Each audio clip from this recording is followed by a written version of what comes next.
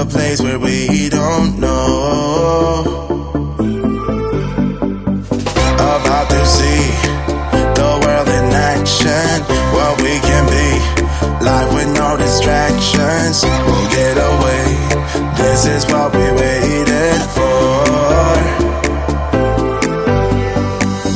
Take my hand, we'll make it somehow. We can't miss out. I'm done living life with the lights out, died with my own doubts.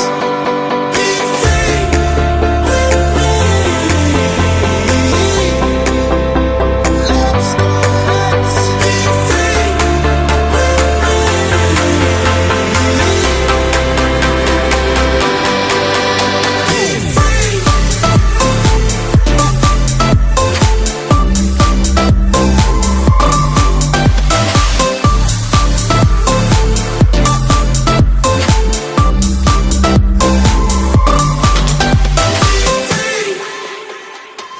Not looking back, eyes on the freeway, Bonnie and Clyde, a classic cliche.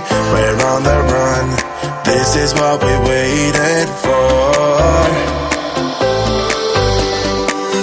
Take my hand, we'll make it somehow. We can't miss out. I'm done living life with the lights out, died with my own doubts. Be free.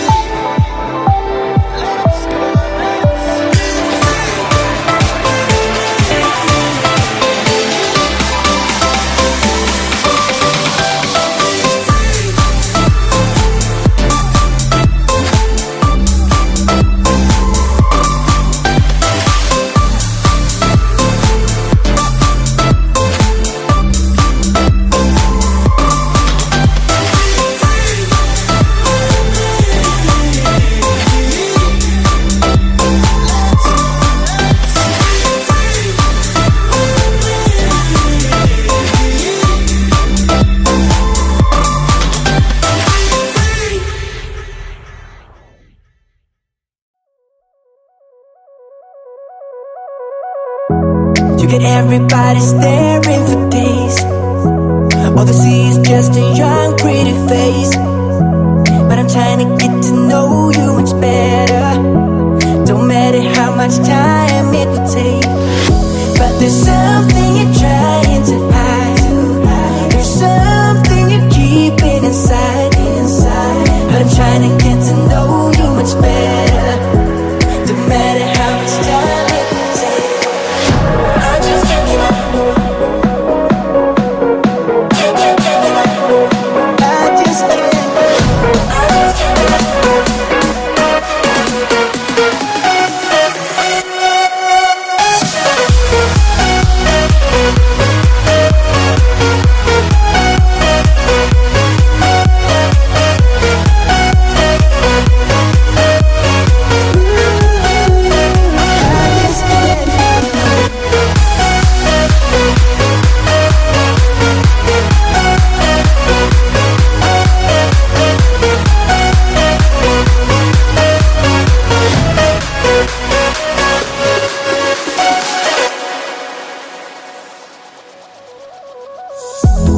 Caught up since the day that we met, and you haven't seen the best of me yet. There's nothing like you and me together, and your eyes have been so hard to forget. But there's something you're trying to hide. There's something you're keeping inside. But I'm trying to get to know you much better. It don't matter how much time it takes. I just can't give up. Whoa, I just can't give up. Can't give up. Alright, what is up? Hopefully you guys can hear me from all over the world. We've got people tuning in on Facebook Live as well as YouTube Live.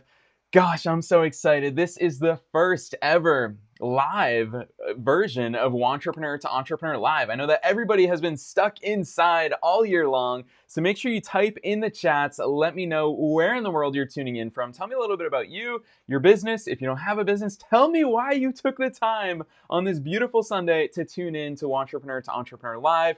I will admit, we already have one tech glitch. I cannot see your comments where I expected to be able to see your comments, so I will be looking in multiple places to hopefully catch everybody's comments across YouTube, on Facebook Live. Definitely tune in. Let me know where you're tuning in from so that I can see. I can see some of you on YouTube, some of you on Facebook. Awesome. We're not going to waste any time today. Mark Zimmerman in the house from Los Angeles, California. He is the founder and creator of Ripped 30. So glad to have you here, Mark. Shout out to John in Tampa, Unexpected Nomad. John, big things coming from you. I expect to see a lot of questions from you today as we flush out your business plan. So we're going to hop right on over to my other camera, and we are really going to hit the ground running today. So officially, welcome. Thank you for coming here. Thank you for joining us for Wantrepreneur to Entrepreneur Live. This is going to be a 2-hour workshop, but we're not going to waste any time. We're going to dive straight in. And the first thing that we're really going to talk about today, and by the way, doesn't get you off the hook. I still want to see you commenting. I want to know where you guys are tuning in from. I'll be checking both Facebook and YouTube to see what you guys are saying. And in between every section, we will have Q&A. So drop your questions in there for sure, and I will be getting to every single one of them. But the real reason why we're here today is because, let's face it, the easiest thing in the world is not starting your business. So many people want to start a business and they don't actually start it because of a million different reasons. So we're going to throw all those reasons out the window today, and together we're going to lay the groundwork for your successful business. So drop a 1 in the chat box. I want to see a 1 if you've tried to start your business before. If you've put the work in, you've tried to start your business, but you have maybe gotten some results, or maybe you haven't gotten any results. Drop a 1 in that chat box. I know we're about a 30-second delay today, so I'll be keeping my eye on the chat box in there. But the real important thing that I want to cover to set the tone for all of today is that a business really is nothing but 6 ingredients. If you analyze all the businesses in the world, and I've done this, I've studied for so many years what makes successful businesses tick, it really comes down to just 6 things. Consistently, it's just 6 things. And the thing that kills me is way too many entrepreneurs, they don't experience success because they're focusing on the wrong things, or because they're only focusing on 1 out of the 6 things or 2 out of the 6 things. So by the end of today's workshop, you are going to have all 6 things in order so that you have a clear roadmap to actually growing your business. So let me introduce you to these 6 things.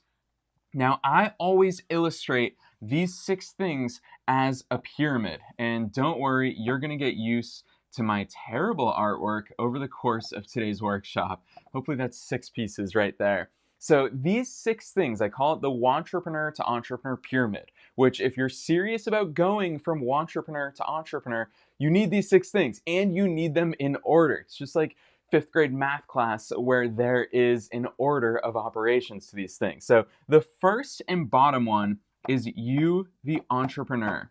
Let's see if we can get my handwriting somewhat neat for you today. And don't worry, I'll be zooming into the whiteboard as well so that you can see that clearly. So at the bottom of the pyramid is you, the entrepreneur. If you are not acting like an entrepreneur, if you don't have the hustle, if you don't have the work ethic, if you don't have the belief of an entrepreneur, then nothing else you do is going to matter. I promise you that. If you've got the best business in the world, you're an incredible marketer, but every single time something doesn't go your way, you quit, then you don't have the mindset of an entrepreneur. You're building a business on an unstable foundation, and it's not going to work. So that's the base of this pyramid. The second thing up is your audience, or you'll see I use this interchangeably, or your customer. So if your business doesn't have customers, if your business doesn't serve real life people with real life needs, we're going to go deep into that in today's workshop, then you also don't have a business. Our businesses serve customers and serve people. And even if you have a B2B business, I hear so many people being like, I don't have to be a people person, I am a computer programmer. Well, at the end of the day, you still need to sell to people. People are the ones who are going to make decisions to pay you. You need to sell to those people to have a viable business. So you need to have an audience, you need to have customers that you serve. Moving on up this pyramid is your offer.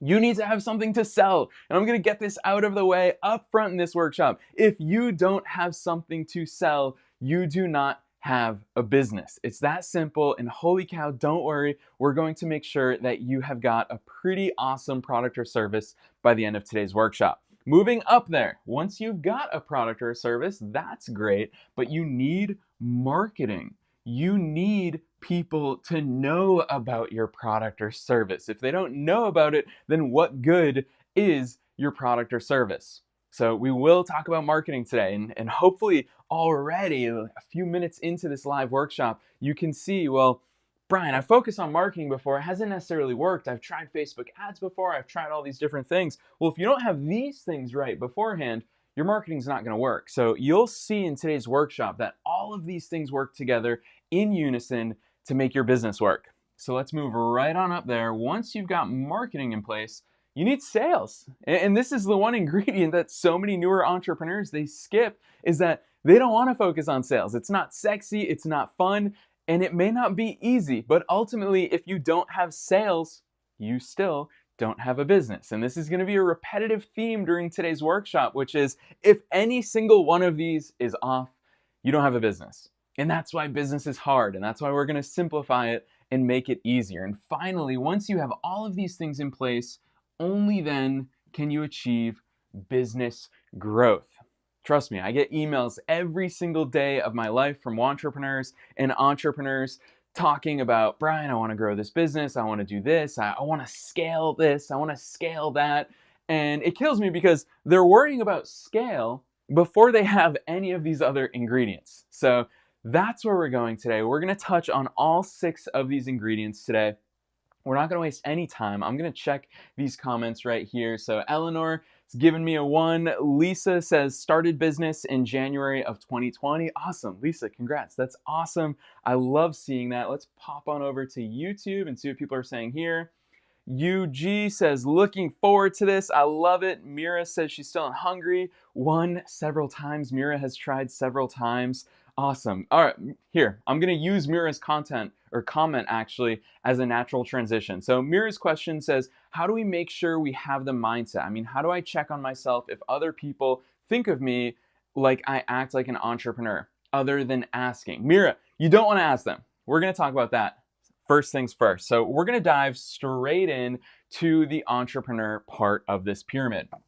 And after we finish the entrepreneur part, I'll sit down and take some questions. So don't be afraid to ask questions. Now, acting like an entrepreneur is not necessarily about other people thinking that you're an entrepreneur. That doesn't matter. In fact, when you believe that you're an entrepreneur, other people will believe that you're an entrepreneur as well. It really starts there. So there's a few concepts that I want to talk about in this part of the pyramid. And the first thing I want to talk about is, when should we start?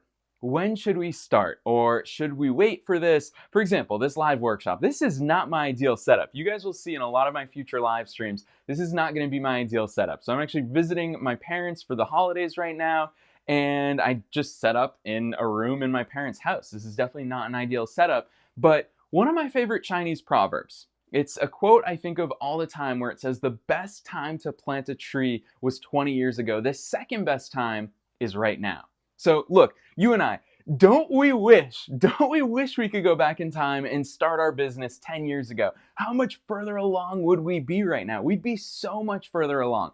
Imagine if we started growing our email list back in 2005 when advertising was cheap. You could get traffic for literally pennies. Imagine if that was the scenario. So that would be the best time. We should have started then, but we didn't.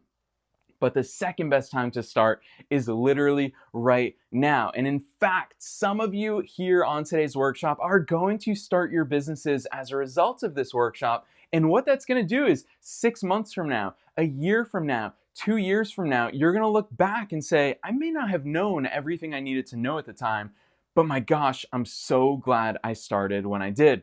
And on the flip side, some people are not going to start their businesses today. They're going to see all of this stuff and still not take action. And 6 months from now, They'll be looking at your progress. They'll be comparing themselves to others because it's something so many people do. We all do it, let's face it. And they're going to say, I wish I started 6 months ago. I wish when Brian told me that Chinese proverb that I took action. So that's the first thing I want to touch on when it comes to the mindset of an entrepreneur is you need to think about the fact that yes, there was always a better time for you to start, but the second best time for you to start is literally right now. And when you start, Mira, this is a big answer to your question, and it's one of the most powerful words we can have as entrepreneurs. It's the number one word that I spell wrong the most. Drop a chat if I spelled commitment wrong. It's the number one word that I always spell wrong. So hopefully I got that right. 2 M's, 1 T. Commitment. Let's talk about commitment as an entrepreneur because a lot of people, and we're just ahead of January 1st, so a lot of people are going to make their New Year's resolutions. And here's the thing about resolutions. Here's the thing about commitment. It fades. It wears off. Way too many people think if I just commit and I say, today I'm an entrepreneur, I'm going to start acting like an entrepreneur, I'm going to start thinking like an entrepreneur, I'm going to start having the belief of an entrepreneur, that doesn't last forever. So what you need to do is you need to commit every single day, every day. And this is why a lot of psychological experts will tell you affirmations work. Because if when you wake up every day, you say to yourself, I am an entrepreneur, I am going to make it. If that's your commitment, not just today, but also tomorrow and the day after that and every single day of your life, then you'll start acting and believing like an entrepreneur. But there's a problem with commitment, and that is commitment frequently gets tested. So this is one of my favorite entrepreneurial mindset concepts, and it's a concept coined by Seth Godin. He calls it the dip.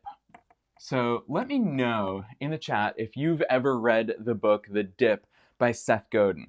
So basically in The Dip, he's saying that as time goes on, it's tied to your results. So for example, when you and I start learning something brand new, let's say you and I started learning how to play the piano. Let's use the piano as an example. I don't know why, I don't know anything about playing the piano, but I guess that's the point. So right now, when I'm just starting out, I don't know anything about piano.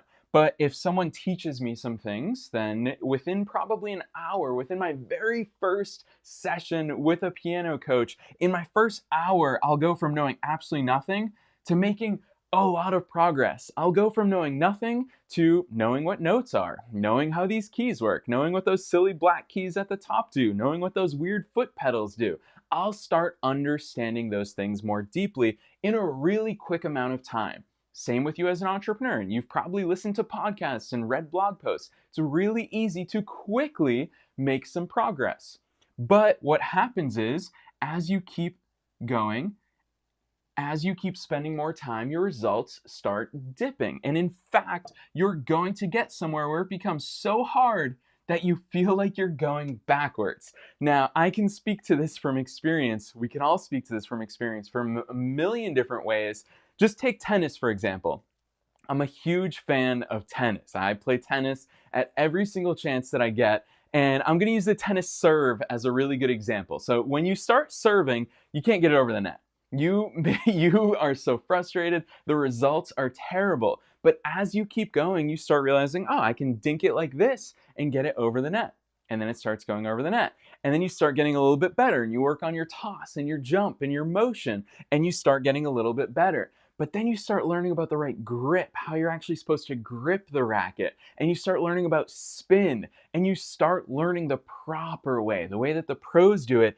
And it's hard. I can tell you from experience, it's very hard. And you start seeing decreased results. Your results get worse. Your serve actually gets worse. That's why the top tennis coaches will tell you when you're getting better, you'll start losing more games because you're actually practicing the right way. So this is what Seth Godin calls the dip. This right here is the dip. And what the dip does is it tests your resolve. It tests how much do you actually want this? Are you willing to get through this bad part? Because what happens after the dip is the part that only a few people on this planet truly experience, which is when you get through the dip, when you've learned that hard stuff, when you've been through the worst parts, is when the results start to come. And this is where Michael Jordan, LeBron James, Roger Federer, pick on any athlete who's reached the very top, they went through this dip. I mean, I love Michael Jordan's story so much because the dude didn't even make his high school basketball team. And he was not like the undisputed #1 star coming out of college. And so this is where most people quit when they hit the dip. And so Mira, to your point, as an entrepreneur, you need to be committed. You need to understand the dips. And by the way, there's not just one dip. There will be a million different dips that come as an entrepreneur. And there are a lot of things that contribute to you hitting the dip as an entrepreneur. One of the biggest ones, I wrote an entire chapter about it in my book, Wantrepreneur to Entrepreneur. I think it's chapter 5 or 7. It's one of those two. But that entire chapter is about haters. Haters are a huge threat to your success as an entrepreneur. And haters can come in all different shapes and sizes. Haters can come in the people you went to high school with or college with, or the people that you know from childhood who are just trying to discourage you and say, Joe's never going to do that. Joe doesn't have the brains for that. I don't know what Joe thinks he's doing. That's a crazy idea. But more importantly, sometimes the haters can be those people who are close to you, your family, your relatives, your best friends, your closest coworkers, where it feels like they're trying to discourage you. You tell them about your business idea and they say, I don't know, it's kind of a crazy idea. I don't know about that idea. You should probably have a plan B or play it safe or maybe keep your job for now. You've got a steady paycheck coming in. Those are what I call well-wishing haters. They're hating on you not because they don't believe you can do it, but because they're afraid for you. And so it's really important to understand the threats that we face as we move forward as entrepreneurs. And we need to build up that mental resiliency. This is why I use the dip to illustrate it. You need that mental resiliency to power through every dip that you face. And Mira, I remember you posted in the YouTube comment section, you said, yeah, I've tried to start a business several times. Here's the thing. If every single time you start your business from fresh and you start going, whoa, this is cool, I'm starting to get some progress, but then you hit the dip and you quit and you start back at 1, you're going in this vicious cycle of feeling like you're making progress, hitting the dip, quitting, starting again, hitting the dip, quitting. The only way to have the foundational element of you being an entrepreneur is to recognize the dips. And when you're in the dip, saying, this is a dip and I'm going to power through it. So I really want to talk about that. And one of the best ways, one of the key things when it comes to you establishing the mindset of an entrepreneur is a very simple concept. I'm going to write it in big letters and then we're going to move on to the next part after some questions. But this is a very powerful concept that has always served me well as an entrepreneur, even when, and particularly when, I was not full-time as an entrepreneur yet, when I still had a full-time job. And that is no 0 days. What do I mean by no 0 days? I would love for every single one of you who's tuning in to Wantrepreneur to Entrepreneur Live to adopt this mindset of no 0 days. Basically, no 0 days, and I can see, sorry, the whiteboard's not focusing. There we go. No 0 days basically says that never have a 0 day. If you've got a million things you need to get done today, you have a million different errands you need to run, you've had a really difficult day at work, you didn't sleep as much as you wanted to last night, commit. And this is where it comes back to commitment. Commit to having no 0 days. Commit to saying, I don't care how bad today is, I'm going to get something done to move forward in my business. That's the level of commitment that true entrepreneurs have. Even if it means sending one email, even if it means pitching one person, even if it means doing one thing, recording one video, one anything, do something to move your business forward every single day. I wish I could do this math on the fly. Maybe one of you can type it into the chat box if you've seen it. So, for example, this is the only math we'll do all day, I promise. So, I would love it. Someone please, in the chat box, check me on these numbers. So if you take 0.99 to the 365th power, it's insane. It's going to be some small number. It's going to be, I don't know, let's say 0.0876. I just made that number up, so don't screenshot this and show the world how bad I am at math. But so if you get 1% worse every single day, 1% worse every single day, compounded over 365 days, you will be 8% of what you were at the start of the year. Now, on the flip side, if all you do is get 1% better every single day for a year, just 1% better every single day for an entire year, 1.01 to the 365th power, it's something crazy like 36 point something. It comes out to 36 point something. You will be 36 times better than you were at the start of the year because these improvements, these gains, they compound. So let me see if anyone's typing it into the chat box. Hopefully you guys have these answers. All right, Nelia is in the house. Awesome. Good to see you here, Nelia. Brian's in the house as well. Emily's in the house as well. I love it. So none of you are checking my math, but that's okay. The point still stands. So these are the things that I really want you to adopt mindset-wise as an entrepreneur. This is the stuff. Mira, it's a big question that you asked of how do I start acting like an entrepreneur? These are the things. When the going gets tough, you know that saying, the tough get going? These are the things. Because if you keep starting and stopping, and the goal of today's workshop is that by the end, you're going to stop doing that. But that's how you set yourself up for failure. So that's the bottom of the pyramid, the entrepreneur.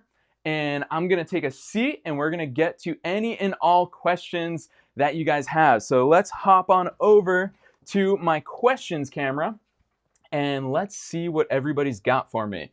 All right, let me catch up on my other computer, on my other screen. Brian is here. I love it. Emily drops the quote in here that says, commitment is an act, not a word. I love that quote, Emily. Really well said. Have just been reading about commitment in the 12-week yearbook. I love that.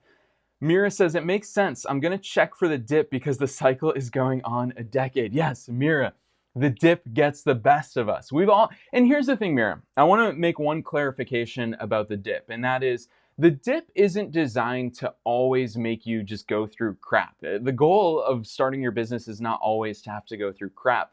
The goal is for the dip to make you analyze, is this worth going through?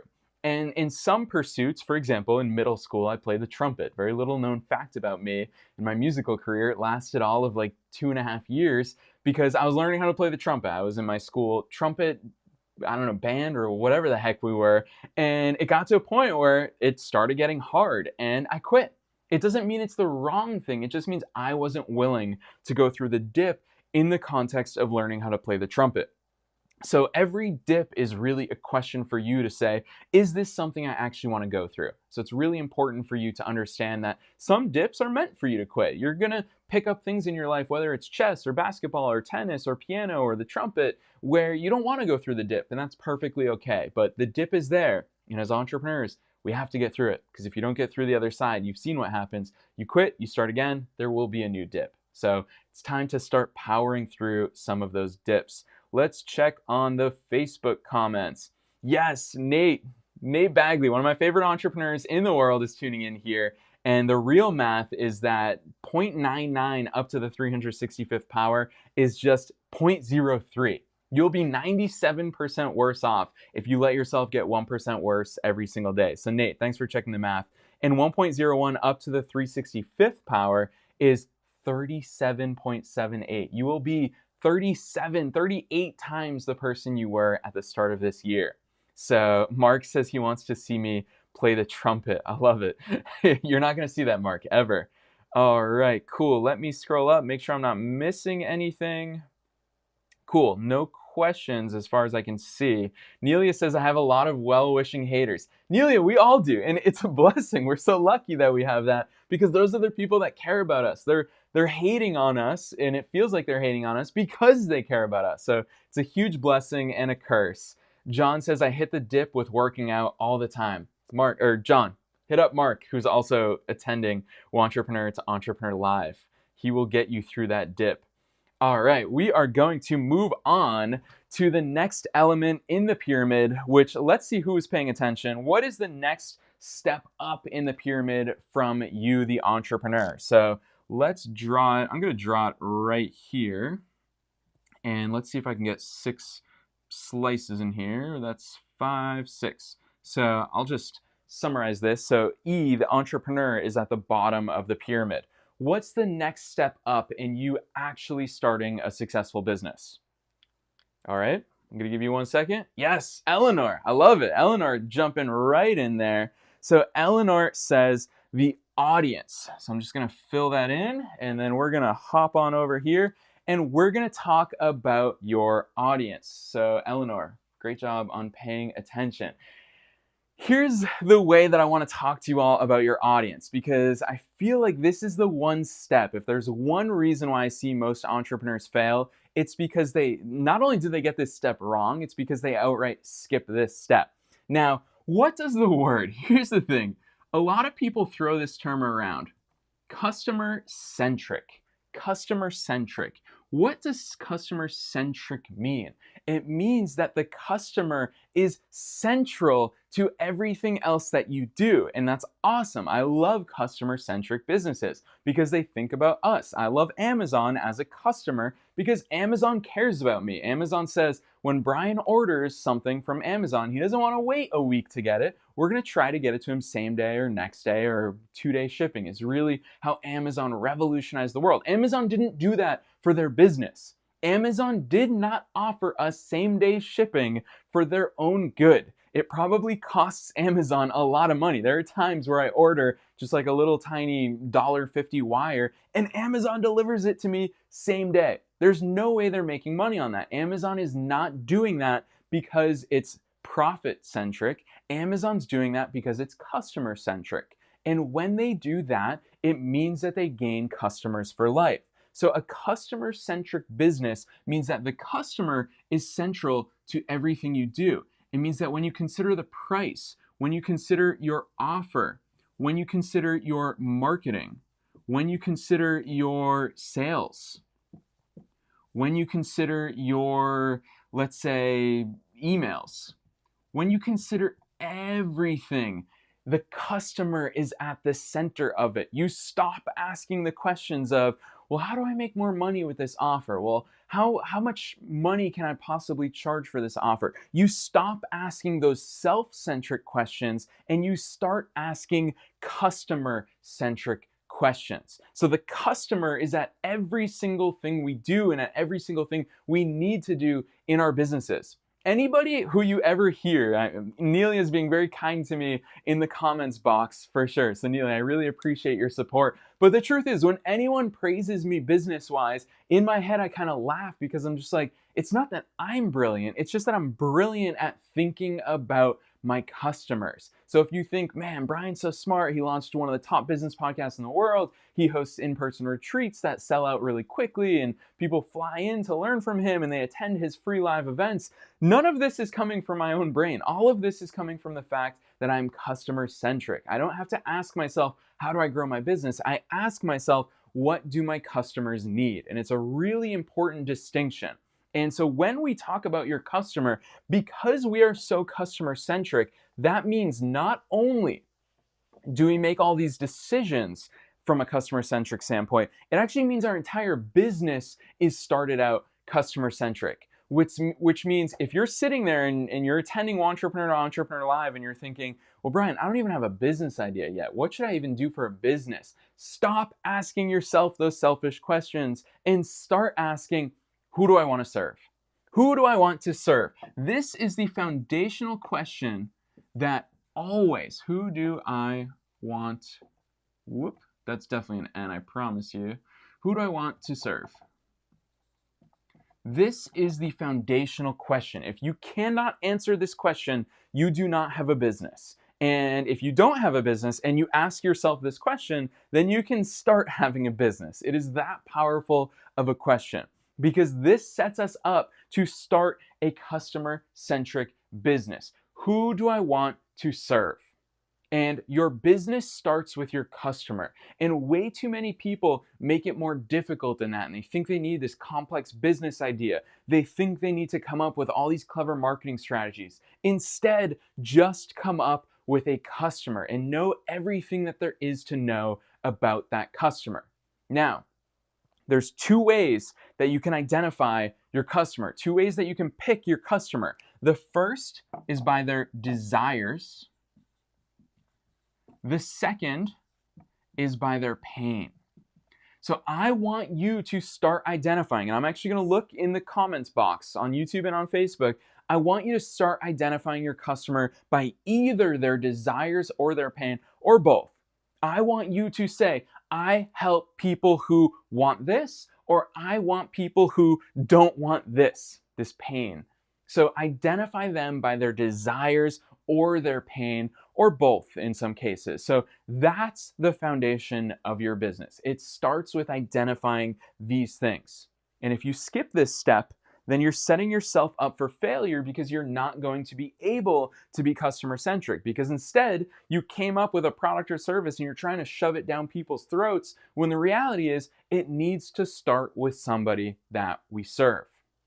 So drop it in the chat box. I want to see, who is it that your business serves, or if you don't have a business just yet, who do you want to serve?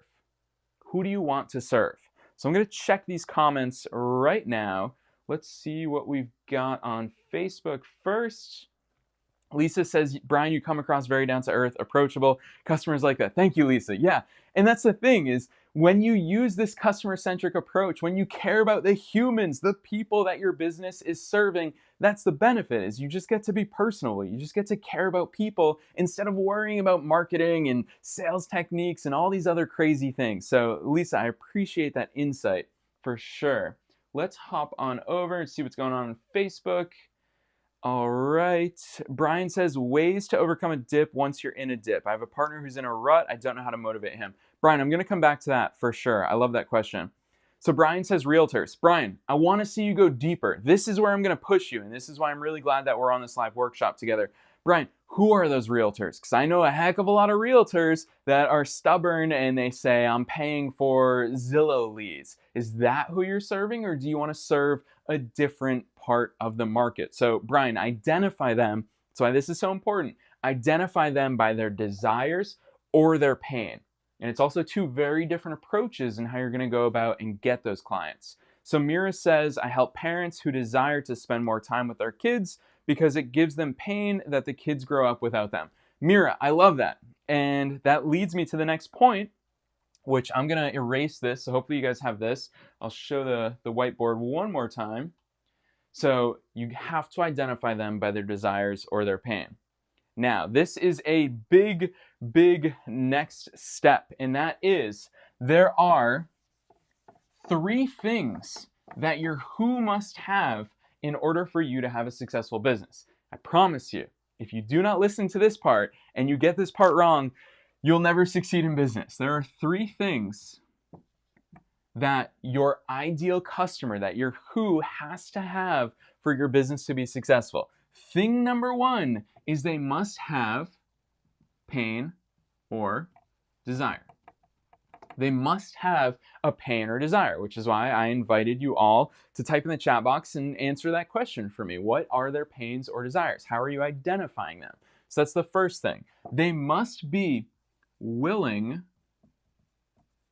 to buy something to fix that pain or desire. They must be willing to buy something to fix that pain or desire. So if you are telling me that you want to help people who, I don't know, come up with some small problem or pain that someone might be experiencing, and it's a real pain, and you know your market well enough to know that that is a real pain. But if they're not willing to buy something to alleviate that pain, then there's not a business hiding there. And I see this all the time where people are like, oh, I really want to sell, I don't know, personalized license plates that go on my doggy wagon for when I take my doggy on a walk.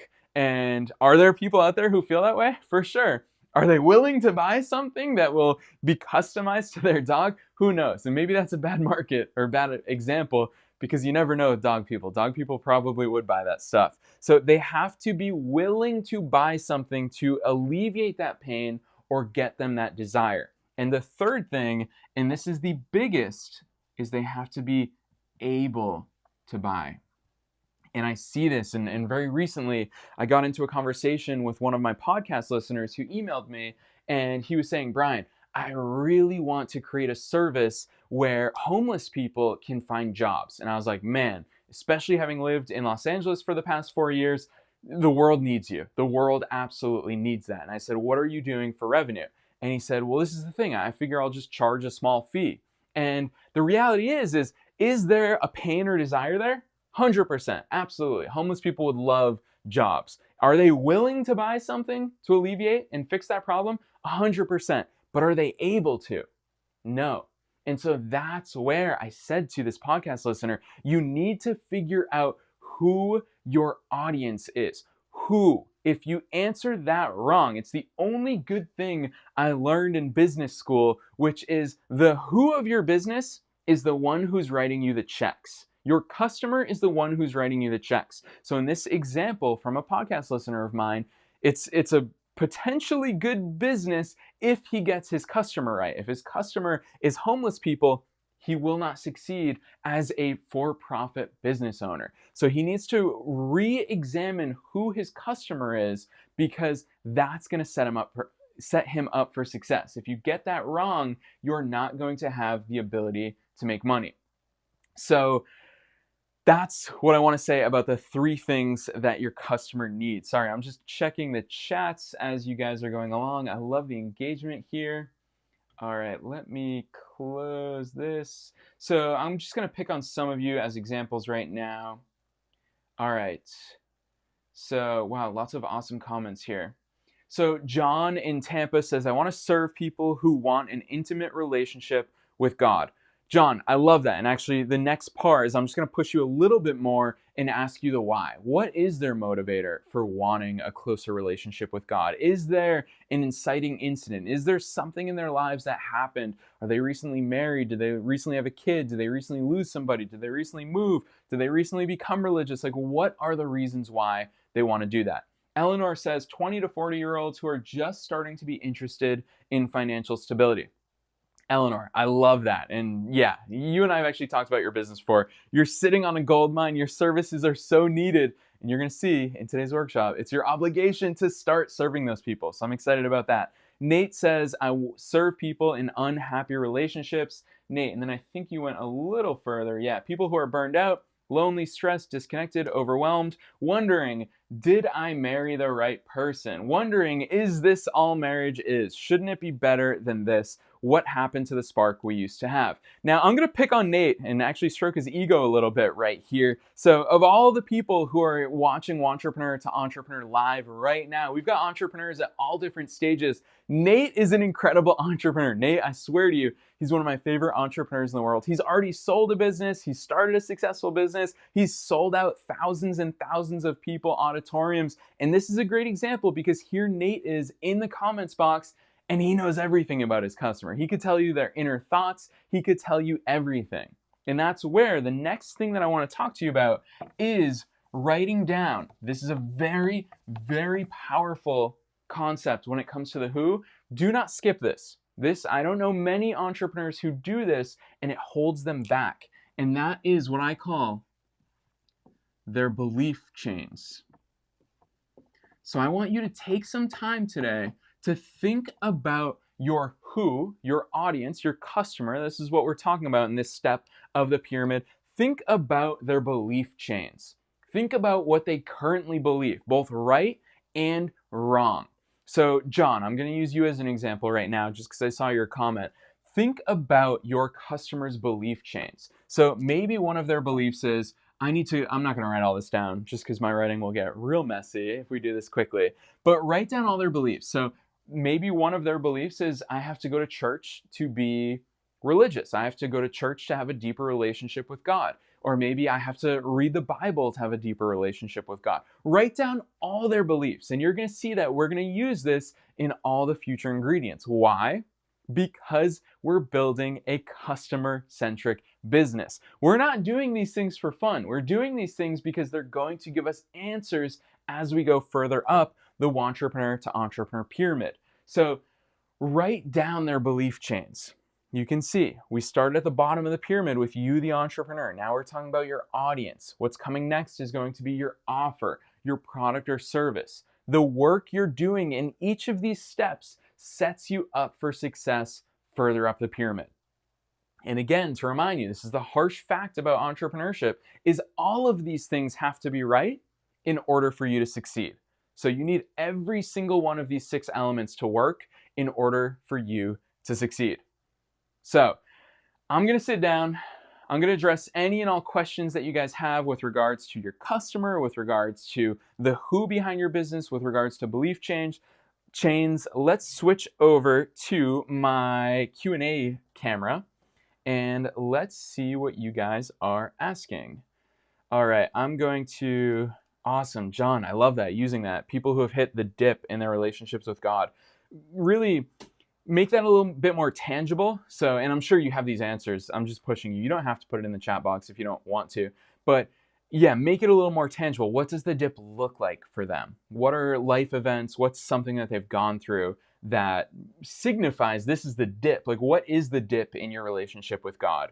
So Nate Bagley says, my ideal customer is someone who has tried other solutions in my marketplace and is dissatisfied. They've read books, gone to workshops. Awesome. Nate, you are definitely on the right path. You know that.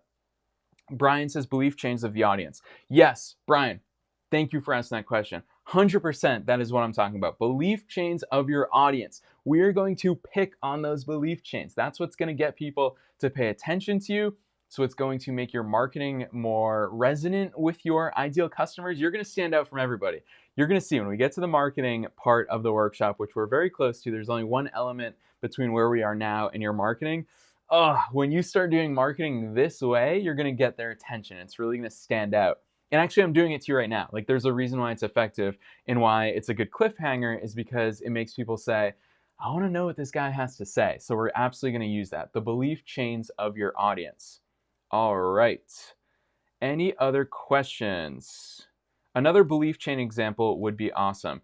Emily, all right, cool. Emily, let me see if you dropped your business idea in here, because I'll use yours. I'm more than happy to use real examples if you guys tell me more about your businesses. I'll use Nate's as an example because I know a decent amount about Nate's business, I hope. And Nate, chime in as well with some of your people's belief systems. So let's come back up to the whiteboard and let's talk about belief chains. So Nate, what are some beliefs that people have that your ideal customers have? So one of them could be marriage gets boring after a while. Marriage gets boring.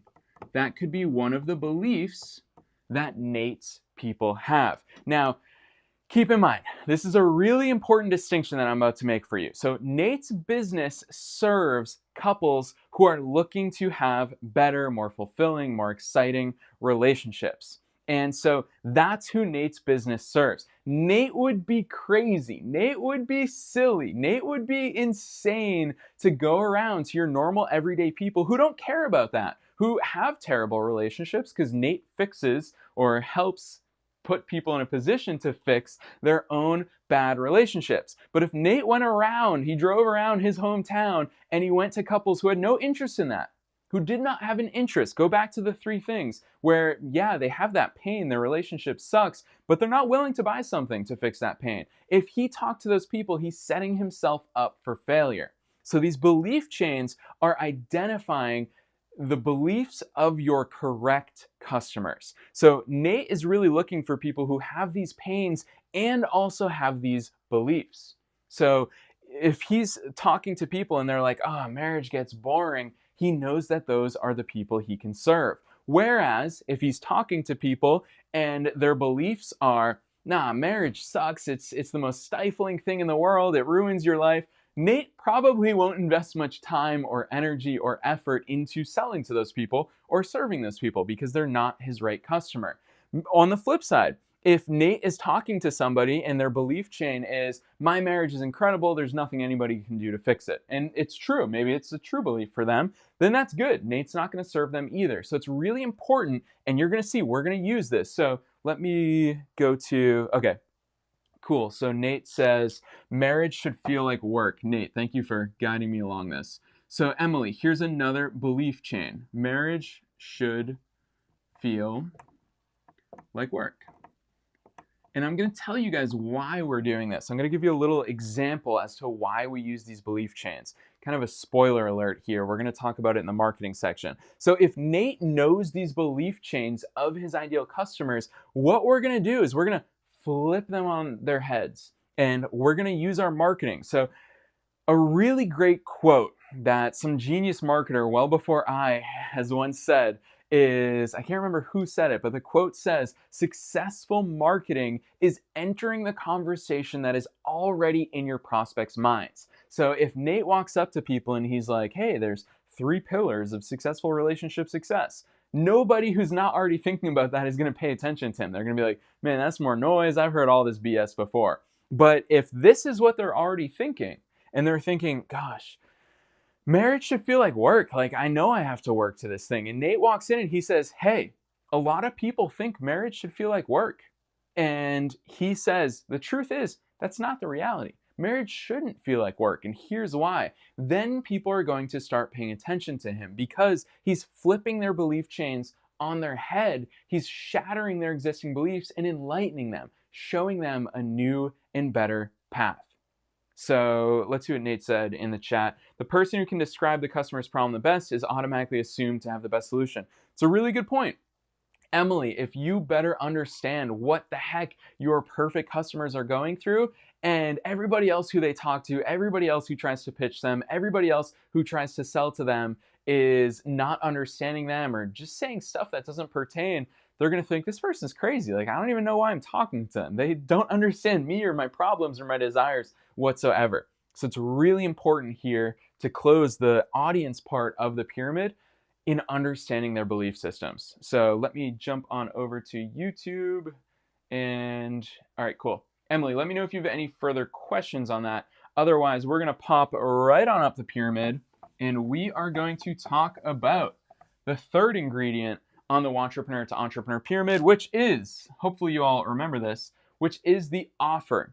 So we are going to be talking about the offer. Let me just jump on over here. So first things first, let's level set all of us together as a group. If you do not have something to sell, if you are here today and you do not have something to sell, you do not have a business. I don't care if you feel like you're making progress and you've got a blog and you're starting to get traffic, or you're a content creator and you're starting to make YouTube videos. If you do not have something to sell, you do not have a business. We just have to level set and accept that fact. So if you do not have something to sell, you do not have a business. And you might be asking, well, Brian, you might be in 2 camps. Maybe you have something to sell already. Maybe you don't have something to sell. But regardless, the next question is, how do I make that thing that I sell something that people actually want to buy? And I'm going to introduce you to a concept. I've taught this for a long time. Every single student of mine knows this. It's called the Results in Advance Timeline, or the RAT.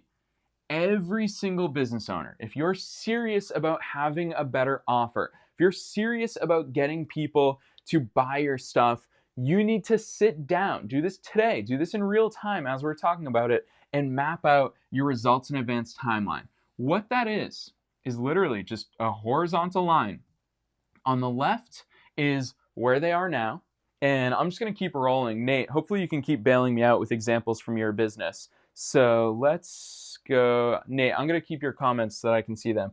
So on the left, where is your ideal customer right now? So right now in Nate's business, their marriage sucks. For lack of a better term, their marriage sucks. That's where they are now. This is where Nate enters the chat. And the result that Nate sells, which, by the way, when it comes to your offer, this is a key point. Your offer is based on delivering a result, which is the alleviation of that pain that you just mapped out in the second ingredient, or the delivery of that result, okay, or desire. So remember, we identify customers based on their pains or their desires. This is why you can already see, here we are just in ingredient 3, you can already see how these work together. So the answer on the right side of your results in advance timeline is the alleviation of that pain or the delivery of that desire. So for Nate, it's going to be, and I'm just going to simplify it. I'm sure Nate has a better example, but a better marriage. Now, if Nate wants people to throw their money at him, if Nate wants people to excitedly say, dude, I want what you sell, then he needs to bridge this gap. He needs to take them from having a marriage that sucks to a better marriage. Full of love, full of happiness, full of excitement again, full of fun. Those are the things. So your results in advance timeline is all about mapping out all of the obstacles that stand between them and that result. Remember, I said it out loud. Nate needs to bridge this gap. Now is the question, we already answered who, now is the question of the what and the how. How are we going to bridge this gap? So Nate, what are some of the things that stand between them and that result? All right, cool. I'm cheating here. I'm peeking at Nate's answers. So he says not kissing is one of the obstacles. If a couple's not kissing, then they're starting to lose their steam. The next one is they're not going on fun dates, or I'm just going to put fun dates. That could be the next thing. So if your marriage sucks and you start kissing again, you start going on fun dates again, this is taking you closer to a better marriage. Nate also said they're not arguing more, or they're arguing more than they'd like. They feel like they're walking on eggshells. So I'm just going to lump that into communication and just write calm. So Nate is mapping out, if your marriage sucks, these are some of the things you have to start doing to have a better marriage. He also said, I think I saw flirting in there, so I'm going to put flirting there. So Nate has to ask himself a big question. Actually, I'm going to pause and just really talk about this for a second. This is the results in advance timeline. Way too many entrepreneurs are trying to sell something without first mapping out their results in advance timeline. It is a huge mistake. It's costing you money. It's costing you sales. It's costing you customers. You need to map out where are they now and where do they want to be and how. This is why I call it the results in advance timeline. You're mapping out in advance how to get them those results. Now, you're going to see why this is important for us as entrepreneurs. Because what we need to do is, if this is what Nate is saying is important to take them from here to there, then what does Nate have to do to sell them something that delivers that result? He needs to help them get past these obstacles. This is his offer. That's why I love the results in advance timeline. To me, this is the most powerful marketing tool. To me, this is the fastest thing you can do to start making more money as an entrepreneur, is map this out. How many people are out there trying to sell you a better marriage? There's books on it, there's counseling on it, there's events on it, there's workshops on it, there's a million different things. But if Nate can sit down and say, oh man, fun dates, if they got to start going on fun dates, that's one of the things that's going to deliver a better marriage to them. I should have in my product or service, I should have either a date box where they get, that's really bad handwriting, apologies to you, where they get every single month a box full of date ideas. Or maybe they can get a deck of cards where it has 52 different, Nate, here's an idea for you. The deck of cards where it has 52 different date night activities that they can do at home or out, or a mix of both. Let's pretend that we're in normal times. They can go to the movies. That could be one of the cards. He needs to deliver. And I'm not giving you the answer, but I'm saying Nate needs to sit down and say, how do I deliver this? How do I get them to overcome this obstacle? Here's a couple of ideas. Look at this. I did not know where I was going to go with a product or service to sell for Nate's given customer, but just by doing the results in advance timeline, here we go. Here are not only some business ideas, but also some things that Nate can pack into his offer. So flirting. So if Nate's sitting there and he's asking himself, man, how do I help couples start flirting more together? How do I help them on that path so it feels fun, it feels exciting for them again? Nate has to sit down and say, what can I give them? Is there a PDF that I can give them? Is there a book that I can give them? Is there a video that I can give them that they can watch together? What is it that I can start sparking that flirting again? Communication, I'm sure, just knowing how awesome Nate is, he's got expert interviews where he's got videos with communication experts with regards to relationships. So basically taking all of these things, mapping out how you're going to deliver results, that is your offer. Or it could be multiple offers, which leads me on to the next topic that I want to talk about. So hopefully you guys can see this. I'll leave this up on the screen for one more second. And in the meantime, I'm going to check to see if there's any comments or questions about this stuff. Let's check YouTube. All right, cool. We're going to talk about the next concept, which is your offer tiers. So you'll see, and you see this in real life with a million different businesses, which is they don't just have one offer. And I'll use an example actually from my own entrepreneurial experience so far. So this is called the bullseye, or I like to call it the multi-tiered product mix, where basically you have multiple, it's the world's worst live streamed circle. So this is where you basically have multiple tiers of your offer. Now, let's go back to 2012 when I started my marketing and my search engine optimization agency. So what we sold, my business partner and I, our goal was to always sell people on $2,000 a month search engine optimization services. So we loved selling this. $2K a month SEO. That was our bread and butter. That was the thing where we could best serve our clients. Our goal, the result that we delivered, was more customers and clients through ranking higher on search engines. So that, thinking back to the results in Advanced Timeline, was our end result. That's what we delivered. And the way we delivered it was through our monthly search engine optimization services. But let's face it, it's not an easy sell. I can't just walk up to your average plumber, to your average lawyer and say, hey, pay me $2,000 a month and I'll give you search engine optimization. So what we realized was, well, on the results in Advanced Timeline, there's a lot of things that go into it. So for example, if I want to get you more customers, and I'll zoom into this in a second. If I want to get you more customers through SEO, well, one of the first obstacles, let's zoom in to that part so you could see my mini results in Advanced Timeline up here. One of the first obstacles was, well, their website sucks. It's really hard to start ranking better in Google if your website sucks. And so what my business partner and I realized was, well, if we really want to deliver them this result, and if their website sucks, it's going to be really hard. So what we actually started offering was a website design package. And so for our website design package, let's bring it back out to this view. So our website design package was the outer ring of our bullseye. And we would sell those for around $8,000, which for us was a much easier sell because business owners in most cases knew, this is back in 2012 before Squarespace was a thing, before WordPress was very easy. All these business owners were like, yeah, I definitely need a new website. I know that that's a thing that I need. So we would sell them on a new website.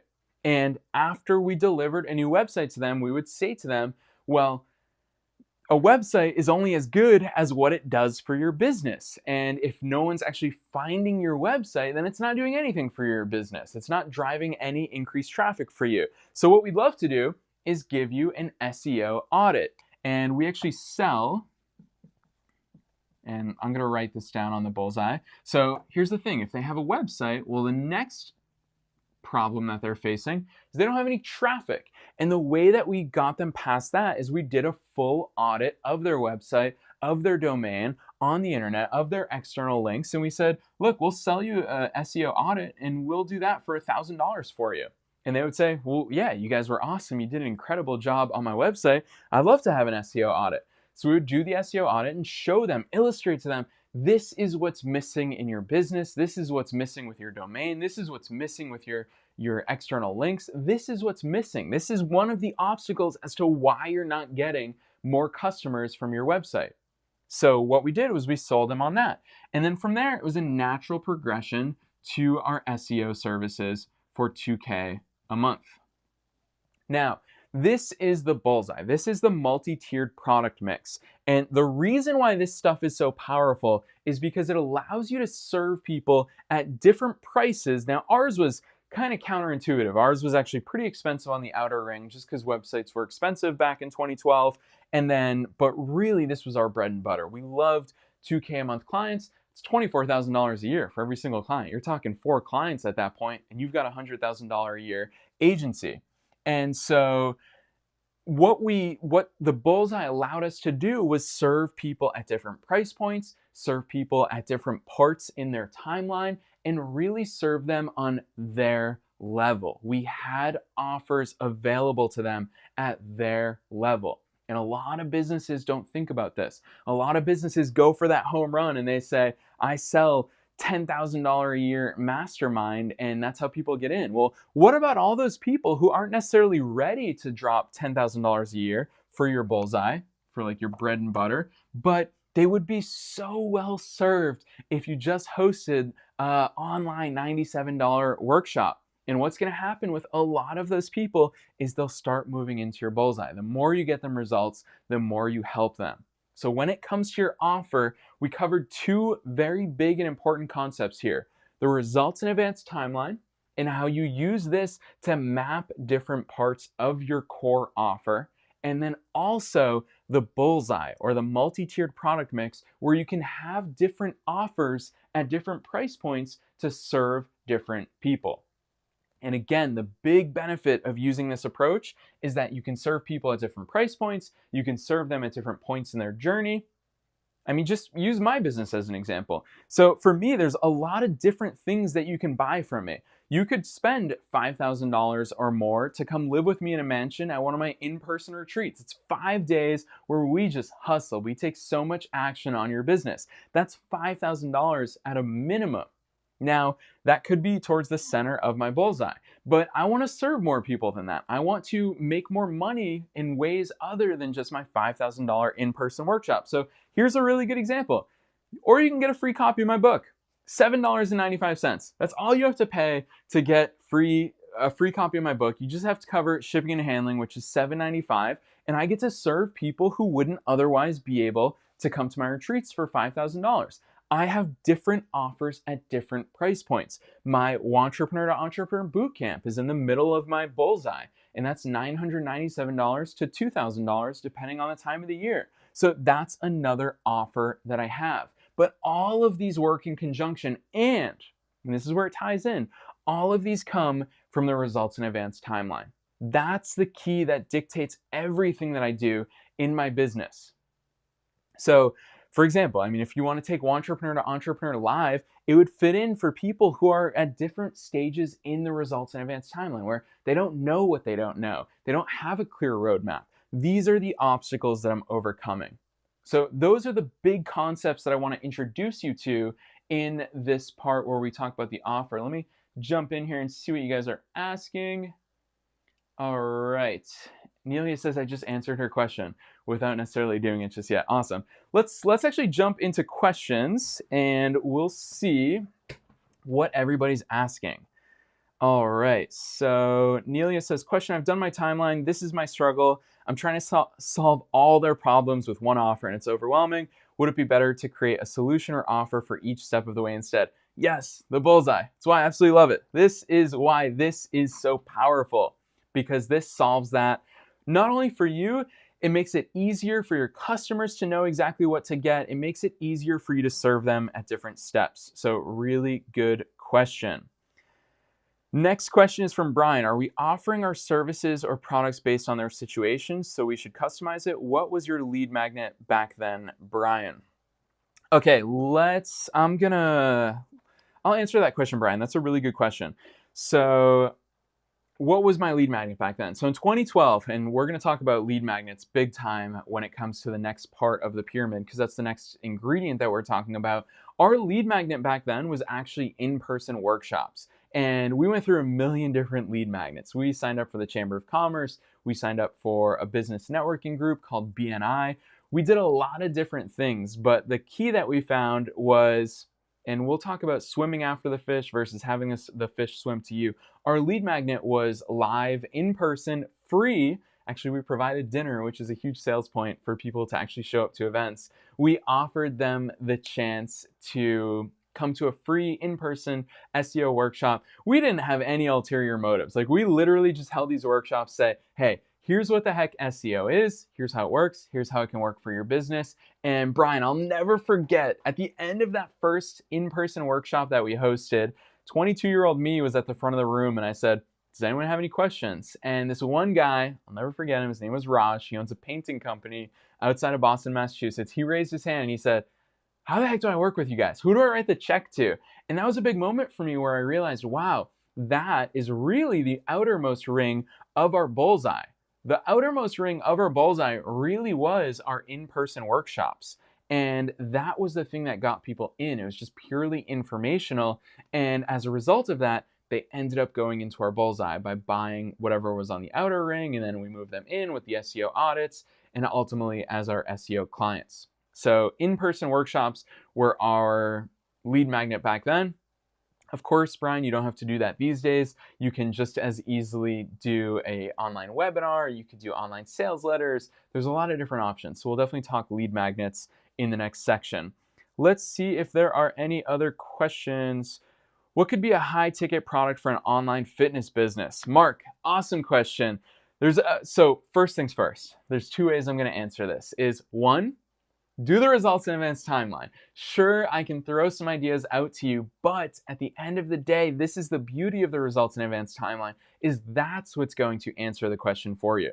Think back to at the beginning of this workshop when I said, I'm not brilliant with any of this stuff. The only thing I'm brilliant at is that I think about my customer and I let my customers guide these business answers. So Mark, when you do your results in advance timeline, that's what's going to hopefully reveal to you a great high ticket offer. But in addition to that, I will throw some ideas out because I don't want to give you a politician's answer.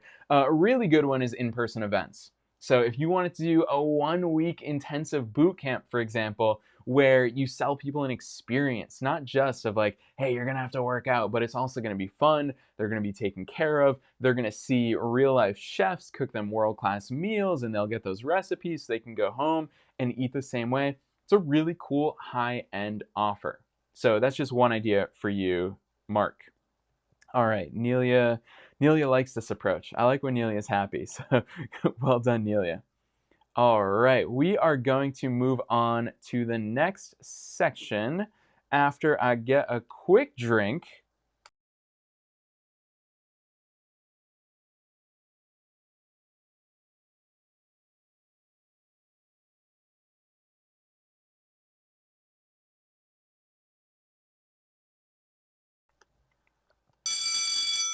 All right, it is time. We are going to talk about one of my favorite things to talk about when it comes to being an entrepreneur and actually growing a business. Everybody talks about this thing, but nobody realizes that there's a lot of things that come first. And that ingredient is, you guys all probably know what the fourth ingredient is because everyone's already starting to ask about it.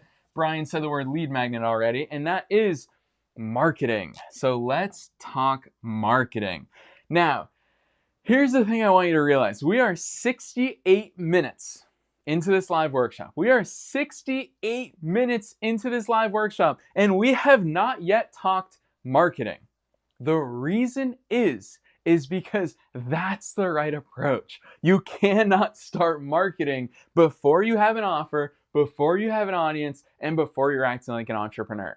So way too many entrepreneurs, this is probably like, I'm gonna get real close to the camera. This is the most personal thing we have to talk about. Stop marketing if you haven't done these other things. You should not be marketing if you don't have an incredible offer, if you don't know who the heck your business serves, and if you're not going to act and think and have the belief of an entrepreneur. It is so important for you to do these other things first. I feel that strongly about it. Marketing only comes after these other things. Now, with that said, I'm going to take some of the pressure off of you, and I'm going to tell you that marketing is, of course, important on the flip side. So I've obviously praised these first three ingredients, but if you have these first three ingredients and then you don't have any marketing, you also don't have a business. So all of these things work in tandem. It's why there is a pyramid. It's why I feel so strongly about this stuff. So let's talk about marketing. You 1,000,000% have an obligation to get good at marketing. You have to. If you want to be a business owner, you have to take marketing seriously. You have an obligation to yourself, because if you're not marketing, you're not making money. And you also have an obligation to the people that you serve, because if you have something awesome, I'm going to pick on Nelia, I'm going to pick on Brian, I'm going to pick on Emily, these entrepreneurs who I know are incredible people who are committed to serving their people. If you're not marketing well, you're doing them a giant, giant disservice. So let's talk marketing. And to talk marketing, gosh, how am I going to draw this? We're going to talk about fish. That's a fish. We're going to talk about fish because there's two ways to do marketing. And oh man, if you came here expecting like elaborate funnels to be drawn on the whiteboard, you're going to see I'm not going to do that, because there's two ways that we can do marketing. The first way is we can have the fish swim to us. That's what everybody loves. Everybody loves fish swimming to them. I'm not sure if you can see the whiteboard. Come on, we have to admire that great artwork when we're talking marketing. The first way is you could have the fish swim to you, or the second, and I feel this is not often talked about enough, is we can actually swim after the fish. Now, I've got some beef with marketers. I've got some beef with all these gurus, is that every single person is telling you to set up systems that use this first approach, which is having the fish swim to you. And for some reason, it's not in vogue for entrepreneurs to talk about swimming after the fish. But you came here because you actually want to grow a business. And so this is me telling you that if you actually want to grow a business, put your ego to the side for a second. Put your biggest hopes and dreams to the side just for 1 second, and do not dismiss the possibility to swim after the fish. Do not dismiss the benefits and the power and the results that come with you actually going out and swimming after the fish, going out and finding your ideal customers. So Brian already asked me the question of, what was your lead magnet? How did you get your marketing agency's clients? We, in large part, we swam after the fish. That's how we got started. And I would argue, if you've not made your first $10,000 in revenue yet as an entrepreneur, just go swim after the fish. What the heck are you doing building these systems, hoping the fish swim to you before you actually have any sales? Go talk to people, go serve people, hit your ideal clients up, say to them, let's get on the phone, let's have an in-person, let's go get coffee together, serve them, sell to them. We'll talk about sales in the next ingredient. But it is so important for you to know that both of these marketing approaches, both of them have merit and both of them bring results. And in fact, obviously, you didn't come here to hear me say, go after people, go after people. So there is one really powerful marketing strategy that I've always loved when it comes to swimming after the fish. And that is through what I call power partners. If you are going to swim after the fish, and the benefit of swimming after the fish is it's free. It doesn't cost you anything. You don't need to build funnels. You don't need to have Facebook ads. You don't need to do any of this stuff. You get to go find people for free. And one of the most powerful ways to do that is by using power partners. So what is a power partner? A power partner is somebody who already has your ideal audience, who already has your ideal customers and clients in their audience. So I'll give you a really tangible example from 2012. When I was starting my marketing and SEO agency, my business partner and I, we were 22 years old. We didn't know what the heck we were doing. And so we started going out there and swimming after the fish and trying to get people to buy from us. And we quickly realized there's got to be a better way. There's got to be a smarter way. So what we asked ourselves was, shoot, who already knows these people? Who already is talking to these people? And we realized, well, branding agencies, they're already talking to these people. Website agencies, they're already talking to people. Advertising agencies who are doing Google ads, who are doing Facebook ads for businesses, they're already talking to these people. Let's go talk to them. And so we used power partners, and one of our biggest power partners was this woman here in Massachusetts who had a web design agency. And we met with her. I'll never forget her. We met with her in a random coffee shop, and we said, look, we have a search engine optimization agency. You've got website clients. This is a match made in heaven. You make the websites, pass them on to us. We'll do search engine optimization. They'll get more clients. They'll be happy with all of us. And she said, yeah, let's do that. And she started selling our services with her services to bring us clients. We got huge clients that way, clients who paid us tens of thousands of dollars just from her referring us. So power partners, if you are just starting out, if you have not made $10,000 in revenue yet, two things you should be doing. Swim after the fish. Go hit people up who you know you can help. It's so important, and come at them through a place of service. Through a place of service. It's a really, really big disclaimer in there. Don't just go out trying to sell to everybody. Swim after them. And the second way is leverage power partners. Build those relationships with people who already have your audience. And of course, the second way is, yes, you can have the fish swim to you. Now, there's a lot of ways for the fish to swim to you. And I don't want to get you too hyped up about this approach, because again, I think for a lot of people, it's actually the second approach that you should be focusing on up front. But when it comes to having the fish swim to you, there's really one big thing that you need, which is, Brian already asked this because he knows about marketing and he's an awesome entrepreneur, which is a lead magnet. So a lead magnet is something that you offer for free to attract. That's why it's a magnet. It's just a big old magnet. Pretend this marker is magnetic, where you put the magnet out there and your ideal customers and clients come to you because they're magnetized. They're attracted to that free thing that you're offering to them. So I'm actually going to use my book as an example. Wantrepreneur to Entrepreneur. Who the heck is going to read this book? Wantrepreneurs who want to be entrepreneurs, wantrepreneurs who want to build a business, which is a natural fit in with my business. Of course, that's why I wrote the book. And so what I do, and I actually lose money on this, is I offer a free copy of Wantrepreneur to Entrepreneur. Why do I do that? Because it's a magnet. If I stood on a street corner and I just said to everybody, hey, who wants a free copy? Wantrepreneur to Entrepreneur. Who wants a free copy? Wantrepreneur to Entrepreneur. Who are going to be the people that take this book from me? People who want to start a business. So this is a lead magnet. That's why I give the book out for free. In fact, I'd rather give you a free copy of this book than have you pay $20 for it on Amazon. Because for me, every single person who gives me their name and email address to get the book is a wantrepreneur who wants to grow a business. So that's my lead magnet. Now, when it comes to a successful lead magnet, there's a few things that have to be true for your successful lead magnet. So hopefully you're taking notes here. One thing that has to be true is it has to be what they want.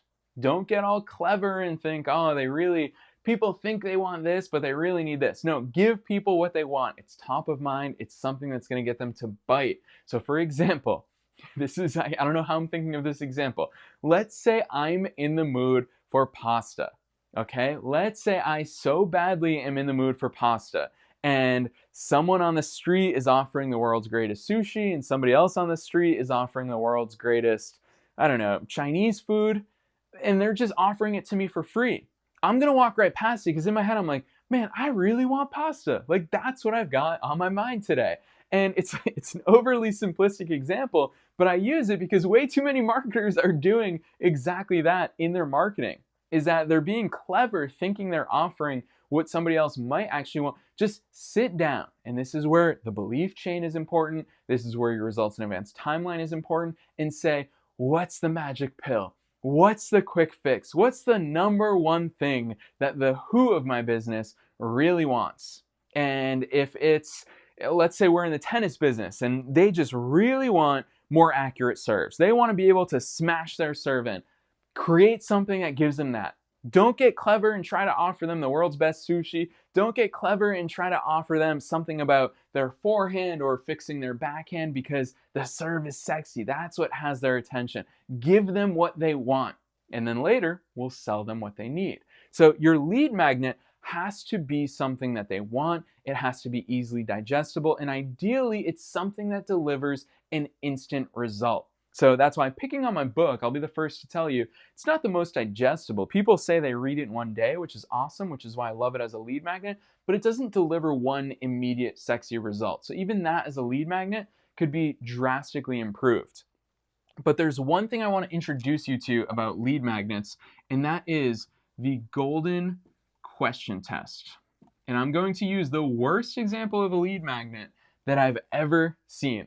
This is real life. I wish I was making this up. So there was a divorce lawyer that I met, not for me. I've never been married. I've never been divorced. But there was a divorce lawyer that I met in Massachusetts, and we were talking about marketing, and he said, oh yeah, man, I do Google ads. I do Facebook ads. I know what I'm doing marketing wise. And so I checked him out afterwards, and I remember one thing he complained to me was that his ads don't convert as well as he wanted to. And so I went online and I checked, what is his lead magnet? Do you want to know what this divorce lawyer's lead magnet was? 7 tips to staying together. To staying together in your marriage.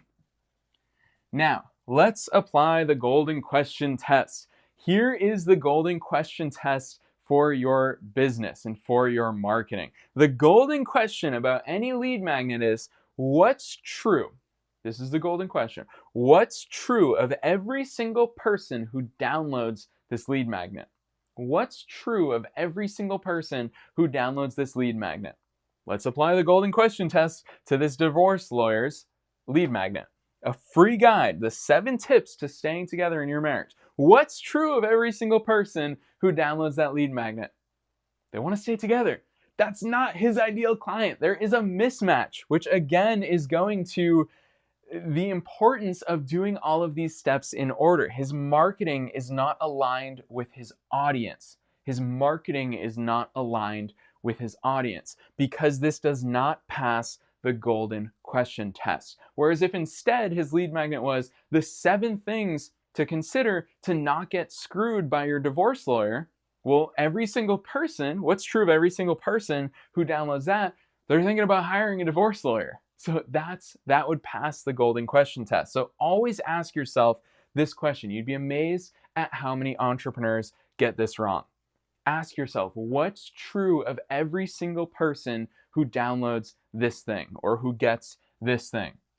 So that's one concept I want to talk to you about with regards to the lead magnet. The next one though, this is the most important. If you've been falling asleep, hopefully you haven't been, but if you've been falling asleep a little bit up to this point in the workshop, this is the one thing that will completely transform your marketing. 3 simple letters. ASR. Now, shout out to my students out there like John. You should already know what ASR is. Let me check the comments real quick. John loves street pasta. Mark says he's actually a marriage counselor. Mark, that's the thing. If he was a marriage counselor, that is a perfect lead magnet for sure. Vanessa's here. I love it. All right, awesome. Whoa, what is happening in these Facebook comments? You guys, I can't even keep up with that stuff. All right, let's jump on over to YouTube. You differentiate SEO by targeting specific niches. That's one way, but it's not necessarily the only way. Mira, we'll talk power partners in a little bit for sure. All right, cool. So I'm not missing any urgent questions. We'll get to those in our question section in just a minute. But let's talk about this marketing concept, ASR. It is the most important formula when it comes to your marketing. ASR. Stop marketing in boring ways. Stop marketing in a way that you sound like everybody else. This is how you're going to start marketing. ASR stands for acknowledge. Whoops. Sorry for that. Acknowledge, shatter, rebuild. Now, I can't remember if it was Brian or Emily who asked about belief chains. If you know your ideal customer's belief chains, if you understand those, then this is where your marketing is really going to start standing out. If you can acknowledge their existing beliefs, shatter their beliefs, and rebuild them, this is all you have to do marketing-wise. Start viewing your marketing through the lens of ASR. Acknowledge, shatter, rebuild. These are your goals with marketing. The goal of marketing is to acknowledge their existing beliefs, shatter those beliefs, and rebuild those beliefs. I'll give you a really good example. So Tesla doesn't have to do much marketing. Tesla does not have to do much marketing in their industry, and it's because they have completely reshaped the world or the way that the world views electric cars. And so for people like me who see the way that Tesla operates, it shatters all of my belief systems of how cars and how car sales and how car ownership should work. And so Tesla has entered the industry and said, look, car maintenance, no. You don't have to do that stuff. Look, complicated car buying processes, you don't have to do that stuff. Just come on our website and buy a car in 60 seconds. That's the approach that Tesla uses to selling cars. The same thing for you and your business. You might be wondering, well, Brent, how does this apply to my business? So for me, for example, let's go back to my search engine optimization agency. I acknowledged my people's existing beliefs. And I said, look, you think that it's really hard and really expensive to get website traffic, to start getting clients from your website. The truth is, it's not. So now I'm shattering their beliefs. And I'm saying, look, the truth is there are a few very simple things that you can start doing to skyrocket up the rankings. It's not just the big businesses that rank well in Google. Everybody uses Google in their local area to search for plumbers, to search for lawyers, to search for pizza shops. And so the truth is, Google rewards good content. Google has a clear algorithm, and when you start doing those things, you can actually start outranking even the biggest of businesses. If you're a local pizza shop, you can even outrank Domino's and Papa John's. And here's how. We used this formula, and for the first time ever, we were an agency that walked in to these businesses, and instead of telling them, oh, our services are the best, we know exactly what we're doing, pay us this amount of money, and we'll deliver you leads. Instead of being like every other agency, that's what they were hearing every single time a marketer walked through their front door. Instead of being that, we instead said, let's acknowledge what they believe currently, let's shatter those beliefs, and let's rebuild them with new belief systems. Let's show them what is actually the case with our marketing. And that's what we focused on. It's so important in your marketing to do this. This is how you stop sounding like everybody else. Nobody is taking the time to address their belief systems. Everybody instead is talking about themselves. It's such a powerful time here in this workshop. I really am going to stress this to you because this is the most powerful shift you can use marketing-wise, is acknowledge their existing beliefs. Going all the way back to the second ingredient in the pyramid, which is your audience. This is why we have to understand their belief systems, because we're going to use that in our marketing. We're going to acknowledge those beliefs, shatter those beliefs, and rebuild them. It's how you stand out from everybody else. So I'm going to pick on Brian, who's working with realtors. Realtors have a lot of different belief systems. They've got a lot of different beliefs about how to do business, how to get leads, how to close those leads, how to serve those leads. And they also have a lot of marketers knocking down their door saying, I'll get you more leads. That's what I do. I'll get you more leads. Don't do that. Take the time to acknowledge, shatter, and rebuild their belief systems. It's a really powerful marketing concept. So, with all of that said, here, I'll leave this up on the screen for just a second. With all of that said, we're going to jump into questions in just a second. So let me check Facebook. Let me check YouTube. And let's start talking questions. All right, so we are in the question camera.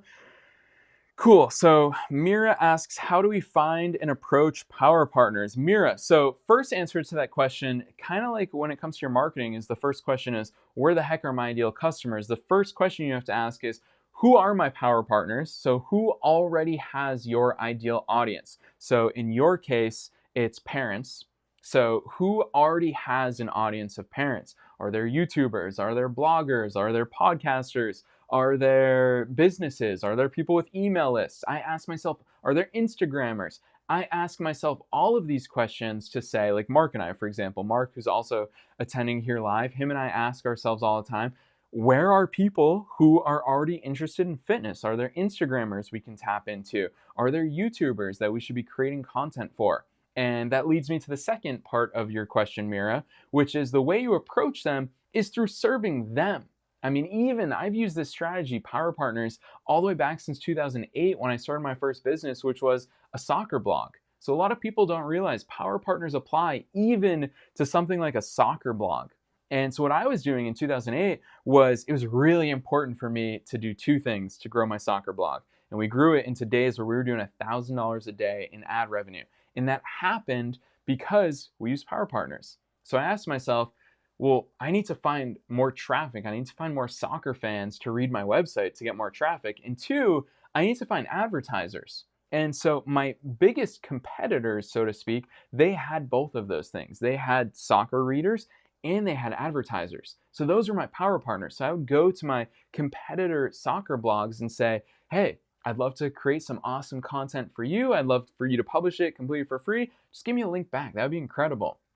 And what that turned into was me asking them, hey, can we go on advertising deals together? If I get an advertiser, I pass it to you. If you get one, you pass it to me. And that started establishing that. So Mira, the real question is, who already has your ideal customers and how can you serve them? That creates a win-win-win relationship. A win for you because you get a power partner, a win for your power partner because they get something awesome as well. So it depends on who the power partner is, what that awesome thing can be, and a win for their audience and your future audience because it serves them as well. So Mira, totally depends, but that's where I'd start, is YouTubers, bloggers, podcasters, content creators, people with email lists. Start there because there's obviously people with parents in their audience. So definitely start there. All right, let's see. Other questions. So Brian asked, maybe this is on the offer marketing topic. You're doing SEO, Brian, and it's a very common service. How would you differentiate your services? So Brian, that really starts. So, and I saw someone, UG said you differentiate SEO by targeting specific niches. That's one approach for sure. So you can either differentiate your services with regards to who it is that you serve. Like you could serve dentists. That could be one. And we ended up serving schools. That's a niche that we fell into. So we had a lot of clients that were schools. So you can differentiate by industry or you can differentiate by pain and desires. So that's why we did that in the second element. So for example, that was Brian who asked that question. Realtors, you don't necessarily have to niche down to like realtors who sell Victorian houses in the Florida area. You don't have to niche down in that regard. You can also niche down in style. So I don't know much about you personally yet, Brian. It'll be fun to get to know you afterwards. But you could, if your style is fun and more carefree and you're younger, that was one thing that we used to our advantage when I started my SEO agency, was we found other younger, more hip, and more technologically advanced entrepreneurs to help and niche down there. So like one of our biggest competitors was Yellow Pages. Yellow Pages was going to every business back in 2012, trying to get them to buy their services. So we were going to these same businesses and being like, man, Yellow Pages, their approach is out of date. They don't know what the heck they're doing. Let us show you the technology that we use. So you could differentiate by industry. You could differentiate by style. You could differentiate by problem or desire. There's a lot of different ways to differentiate. And one of the biggest ways to differentiate is just by your marketing. So I have a lot of different people in my audience, a lot of different people in my world and in my ecosystems, and it's because they relate to my marketing, and it's because my marketing uses, you got it, I can see you in the comment section, ASR. So people who really deeply resonate with my marketing. So really, at the core of that answer, if you boil everything I just said down into one sentence, the differentiator is you. So you better be using you better be using your style, you better be using your approach as your differentiator. Don't be afraid of that. All right, let's see what else we've got going. Let's go over to the Facebook comments. Whoa, what is going on here? So many comments on Facebook. You guys are having conversations amongst each other now at this point, huh? All right. All right, I see what Nate said. That was quick. All right. Cool. If I'm missing questions, feel free to put them down again. All right, so Carol asks, I'm in the Kangen water business. I've been drinking the water for 5 years, and I've not gotten sick, and I strongly believe it's the ionized and alkaline water I'm drinking. The product is pricey, but it's the only product that is certified by the U.S. Water Association. My question here is how to convince people paying for this product is worth every dollar to have a better quality of life. Carol, that might be one of my favorite questions so far. And here's my answer to it. I have very strong, and this is perfectly timed because we're talking marketing. The answer to your question is you shouldn't be wasting your time trying to convince people. So, for example, I'm actually a great example of someone you shouldn't sell to. Me, I'll walk into anywhere, and as long as pretty much any city in the United States, give me tap water. I don't care. I don't buy bottled water. I don't care about any of that stuff. Just give me tap water.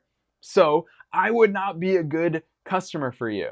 And here's the thing, if you find yourself trying to convince people like me, you're wasting your time, you're wasting their time, and that's not marketing. It's just trying to force feed something down someone's throat, quite literally in this example. So the real answer to that is you shouldn't be convincing people. And this is true for every single one of you, every single entrepreneur who's watching this. You should not be convincing people. And that's why the second ingredient on the Wantrepreneur to Entrepreneur pyramid right here, A, the audience, that's why that is so important, is because you should not be convincing them. You should be getting in front of people who already know the benefits. So Carol, for example, I know that you live in Los Angeles. How many alkaline water stores are there in California already? There are already people who are health conscious in this way, who care about the water, who care about that stuff. Those are the people you want to be selling to, because you don't want to be convincing.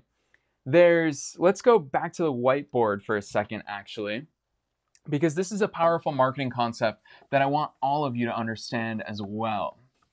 So there are different temperatures of traffic. So let's try to, whoop. All right, I already know Nate's gonna make a joke about this. Nate, have at it. But this is a thermometer. So this is cold, this is warm, and this is hot. All right, so Carol, there are different temperatures of traffic. There are people who are cold to what it is that you sell. For example, I've never heard of Kangen water. I don't know what it is. I still don't fully understand the differences in waters, and this one's basic, and this one's acidic, and this one's pH 7. I don't know anything about that. So I would be cold when it comes to your product or service, when it comes to your business. Now, there are people who already do fully understand this stuff. So I know that when I go to CVS, I see some people standing in front of the water section, and they're like, man, should I get Voss? Should I get Smart Water? Should I get, there's this one company where their branding always sticks out to me. They have really good looking branding, and they do market with regards to their pH levels. So people who understand that are warm. And then there's also a hot audience for your business. And the hot audience is people who are already buying products like this. So if I could summarize this, this would be a brain. Cold people, we don't know anything about it. Warm people are informed about it, but hot people are actually already buying it. It's the low-hanging fruit. If someone's already buying waters with regards to what's the pH level, what's the ionization in it, there's too much stuff I don't know about this, Carol, but if they're already buying that stuff, this is the low-hanging fruit. If I was you, and in most cases, I would go after the low-hanging fruit. Why? Because it's much more expensive, it's much more difficult, it's much more time consuming to go after these cold people. Because first things first, you're gonna have to educate me on, why does this matter? How does water affect your health? What is ionization? What do pH levels have to do with your water? Why shouldn't you be drinking tap water? There's all these things you're gonna have to educate me on, and hope you can move me up to this scale to the point where I say, yeah, I wanna start buying Kangen water. So there's a lot that goes into that. Whereas the warm people, for example, they already know about this stuff. Maybe they just need a little nudge from you. Maybe they just need you to say, hey, try this. Like literally, I've not been sick in 5 years because this is what I drink, and here's why it matters. Those people are already informed. You'll already have their attention. Now, it shocks me we've gone this long talking about marketing without me using a dating analogy, but let's use a dating analogy here. So Carol, for example, if you're trying to sell this water to people, then think about it with regards to dating. So let's use me as an example. So I'm half Italian, half Albanian. I clearly have dark hair. 5'10". So should I be going after women who only are interested in 6'6" basketball players? No, they're not into me. Like, why would I bother? Could I convince them and say, hey, this is the greatest offer you've ever had? Could I? It's a heck of a lot of work. It's a lot of work to use that approach. Whereas I could go and find, I'm lucky to have found my fiance, Kat, who clearly is interested in 5'10", half Italian, half Albanian entrepreneurs who love tennis. That's a hot audience. I found someone who's into that, who's into me, and it was a much easier sell. So it doesn't make sense for me to go after a market that needs that much convincing. So really good question, Carol. I'm glad we talked about this within the context of marketing. Really, really important to understand. So always think about the temperature of the audience that you're talking to. The colder they are, the harder of a sell it's going to be. So really good question, Carol. Hopefully that helps you. All right, let's see what other questions there are. All right. Vanessa says, let's switch on over here. Vanessa says, my niche is B2B, where the ideal client isn't terribly public and or bound by contract to not reveal the work they do. Their ideal client, how do I find those people? The hurdle you have to overcome. Oh, okay. Vanessa's talking about the next one. Vanessa, it's too vague for me to give you a concrete answer, but I will say there are magazines that they read. There are message boards that they read. There are things that they Google. Oh, here's a great example. Vanessa, I think you're nerdy enough like I am to know this. Do you know what Quora is? Quora, Quora.com. So Quora.com is where you can ask anything. So Vanessa, I know enough about you to know that this might have something to do with gun laws. I'm just going to assume that. So let's say that your clients, as a lawyer, let's say your clients are people who are doing something with guns. So you could advertise on Quora. You could pop up when someone is searching, how do I get out of this fine that I got for improperly carrying my gun? When someone searches that on Quora.com, you could pop up. So there are ways. It's not that. Let me scroll up and see what you said. Yeah, don't worry about them not being terribly public. There are more marketing tools than anyone's ever had at any point in history where you can get in front of them in an intent-based way. So that's one thing we haven't talked about. Gosh, you guys love marketing, which I love as well. So we're going to jump back up to the whiteboard and we're going to talk about 2 different ways to target people with your marketing. So, all right, let's talk about interest-based and intent-based.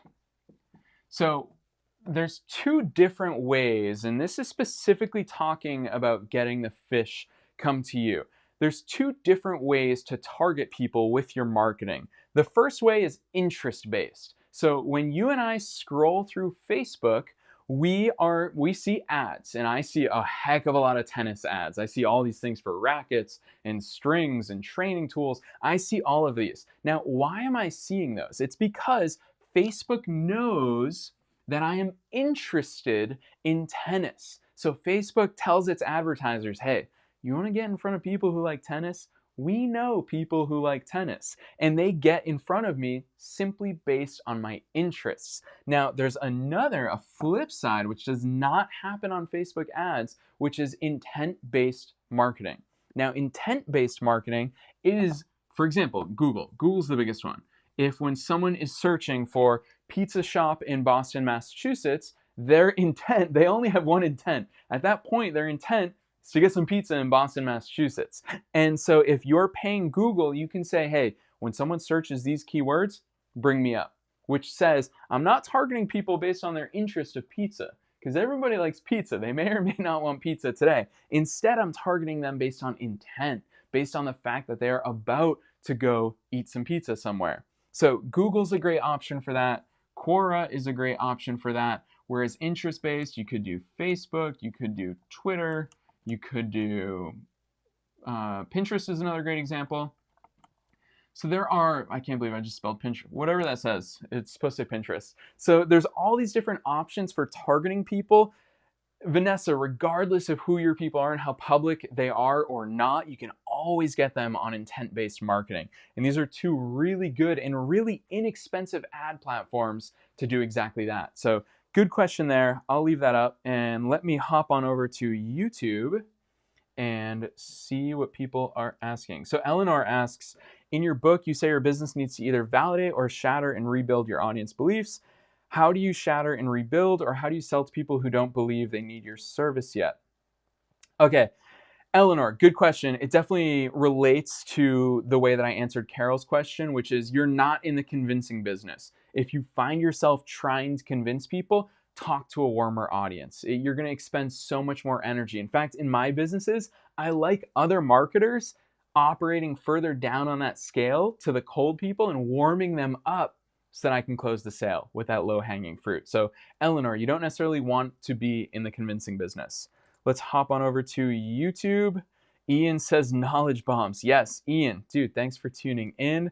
Thanks for knowledge bombs. I love that comment for sure. And I just used a tennis example. So speaking of the tennis business, Ian is the king of the tennis world. So if you want to see good marketing in action, hop on over to Ian's YouTube channel, Essential Tennis, or go to essentialtennis.com, and you'll see how Ian really serves a specific subset of the tennis world. Ian serves people who are tennis aficionados, like people who eat, sleep, and dream about tennis. He doesn't serve people who say, yeah, I just want to go out there and hit the ball as hard as possible. Ian does not serve those people. He does not want to serve those people, and you'll see it in everything that he does. So really good questions from all of you there. We talked about a lot of things when it comes to marketing. Let me make sure I didn't miss anything. All right. Vanessa said, I just need them to know we're here. Yeah, Vanessa, intent-based marketing, 100% for you based on all the things that you said.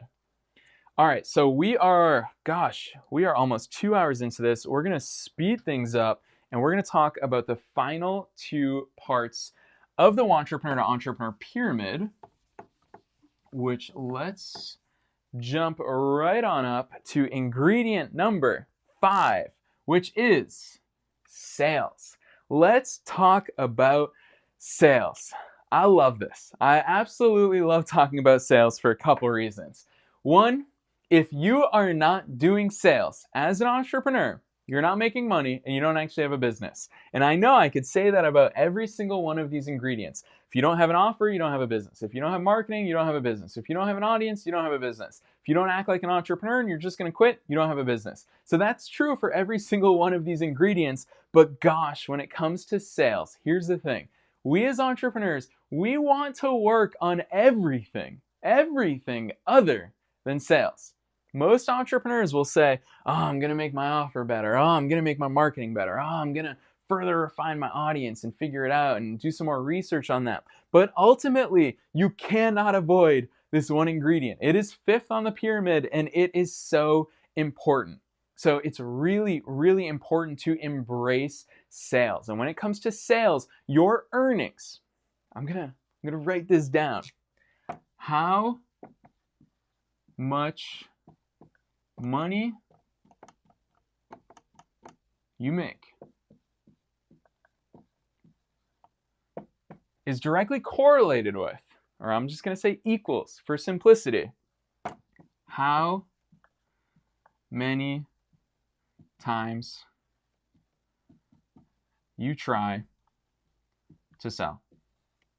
I want every single one of you to post in the comments box right now, and I can see exactly how many of you are on there. There are dozens of you watching across Facebook and YouTube. How many times in the past 7 days, it's Sunday, how many times Monday through today have you offered your products or services to people? How many times? I'm going to wait. I'm going to make every single one of you post in there. How many times between Monday and today have you offered your products or services to people? How many times? I want to hear. Let's see. Let's pop on over to Facebook and YouTube. And I know that a lot of you are not going to answer because I know what your answer probably is. And that is probably, and unfortunately, 0. So let's go. I know there's a little bit of a lag, so I'm killing time. Mark says 15.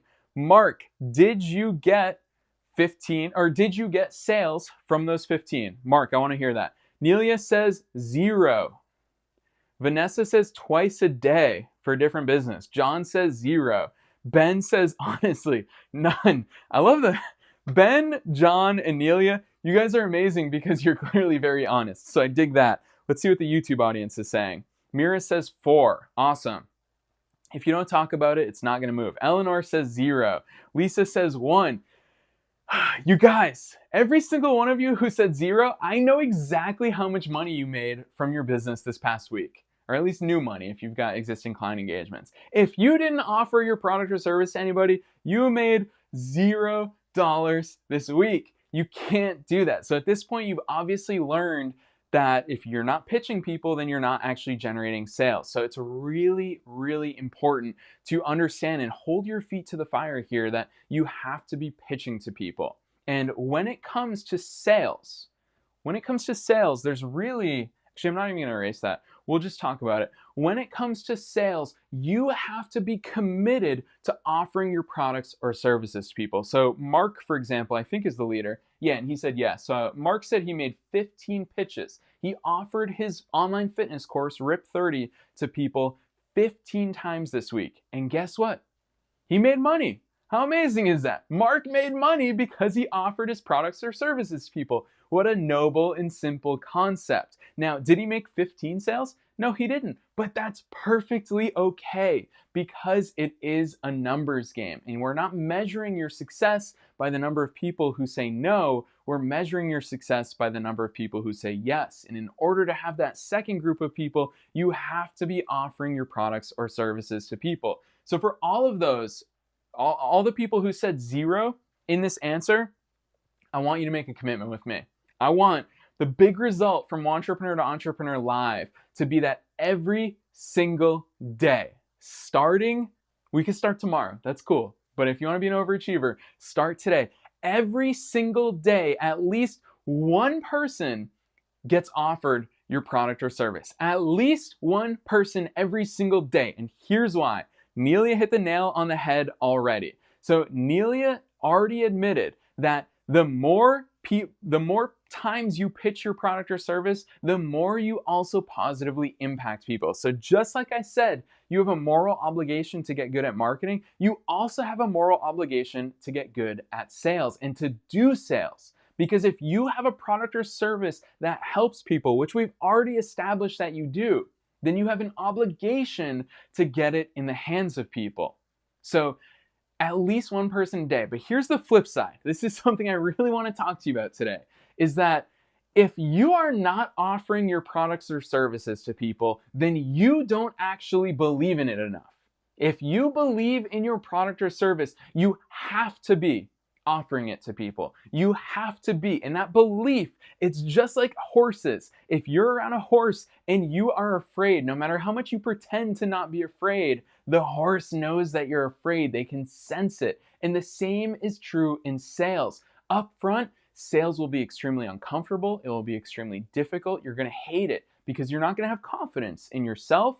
You're not going to have confidence in your offer. So just go do it. You'll get better. Every single day, if you pitch to somebody, you will establish, I believe in this offer. I'm offering this to you because I believe in it. So I want to see you commit to that. It's got to be a big commitment from this live workshop. So Nelia said you can't offer it if you haven't finished creating it yet though. Nelia, that's absolutely not true. No more limiting beliefs.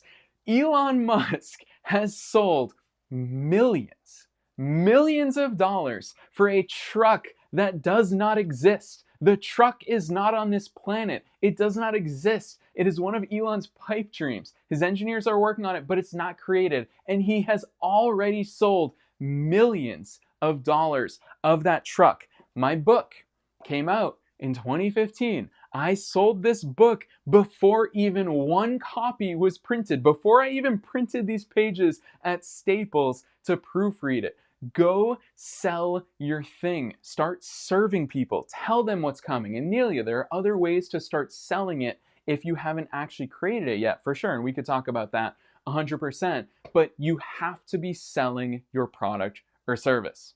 It's a big thing that I want to talk about when it comes to sales. Obviously, we could do a whole session on sales, and who knows, maybe I will do that in the future.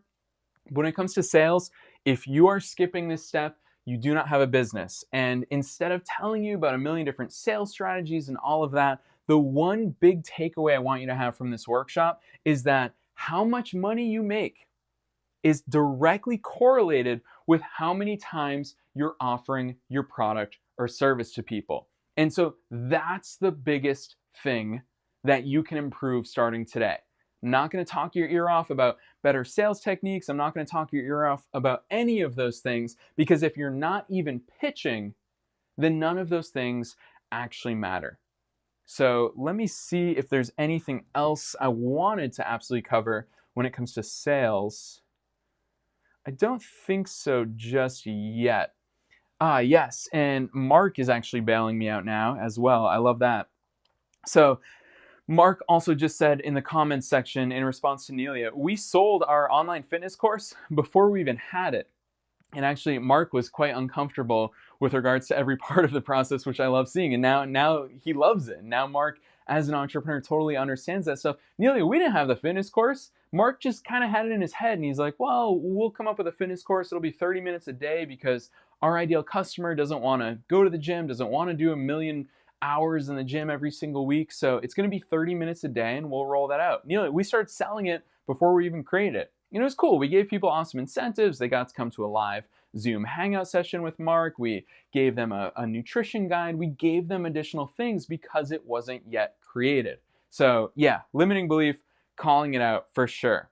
Nelia says, in that case, since Monday, yes, I have 10 people who say that they will buy my book. Nelia, have them buy the book. Get that money. When it comes to actually this element of the Wantrepreneur to Entrepreneur pyramid, when I was planning out what we're going to talk about today with regards to sales, literally the first 3 words I wrote were get that money. Nelia, don't let them say they're going to. John says, what's the significance in offering this for $9.97 versus $1,000?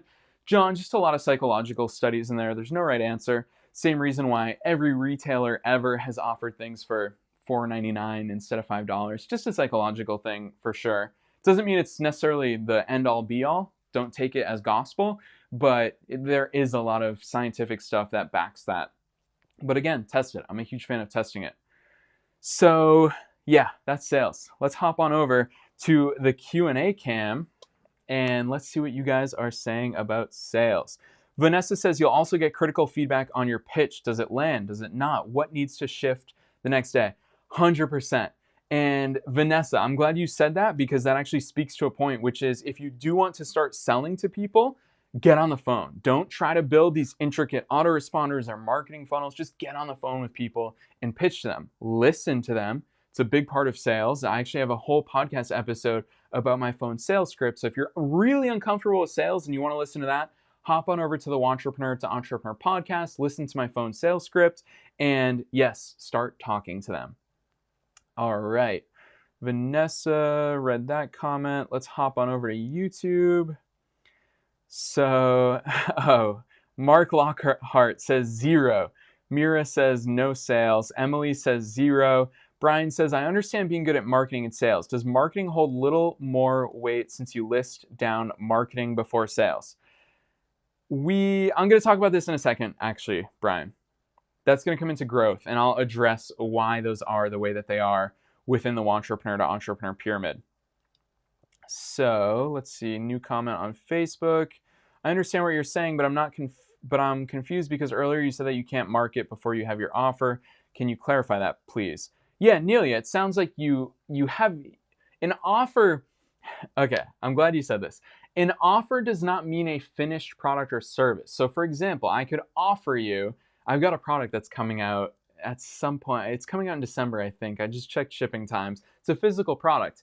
Nelia, you're on my email list. You will start seeing me selling it before it's actually finished, because right now it's just in the concept phase and I have an idea for it and a designer is having them sent to me. So I'm testing that. It's not finished. I'm going to start selling it. The offer is, hey, buy this thing, which I'm not going to tell you what the thing is yet. Buy this thing because it's going to be this price in the future, but I'm looking for early supporters. I want to get this in the hands to people to start helping people right away. So buy this thing now. You're going to help make it a reality. You're going to get a discount on it, and I'm going to throw in these bonuses. That's my offer to you. The offer doesn't have to be a finished product or service. Elon Musk didn't get on that stage when he announced the new Tesla Cybertruck and say, here's the truck, buy the truck. He said, hey, here's what I think the truck is going to be. It might change. It's probably going to change. And in fact, since then, he's already admitted they're making design changes. the windows are bulletproof and shatterproof. Here, we're going to throw this. Oh, shoot, it shattered. My bad. It won't shatter in the final version. Buy this. And that's the offer. It's not the finished truck. So yes, you need an offer. Doesn't mean you need a finished product or service. All right. Any other questions? Otherwise, we're going to talk about growth. Emily says, what is an example of an additional incentive you could offer someone who's pre-buying a physical product? Emily, a lot of things. So, for example, with my book, because it has to do with starting a business, I did live sessions. This is back in 2015. I did live sessions. I actually did, I'm pretty sure for my book launch, I did 15-minute one-on-one phone calls with anyone who bought my book before it was a real thing, who was pre-ordering my book. So that's something that's really fun. You could offer, if there was, let's say I had, actually now in my business, for example, I have little booklets that are specific. Like I have a booklet on sales. I have a booklet on 12 ways to make your offer better. I've got different booklets. I could have included those for people who pre-ordered my book if I had them back then. So there's a lot of different ways for people who are pre-ordering physical stuff. A great way is actually hop on Kickstarter. Again, I'm a huge fan of modeling. Hop on Kickstarter, go to some physical products and see what they're offering as incentives for backers. Because it could be a sticker, it could be a personalized handwritten note, could be a lot of different things, but go see Kickstarter. They do a lot of those things right. All right, so, oh, perfect. John just said, look at Kickstarter. John, well done. Well said. Good idea. All right, hold on, I want to remember Brian's question for this next part. I understand being good at marketing sales. Does marketing hold a little more weight since you list down marketing before sales? All right, cool. Brian, we're going to talk about that for sure. I'm going to leave this whiteboard up so that you can see that. And hopefully it really hammers that point home. I'm going to get a drink and we are going to dive right back in.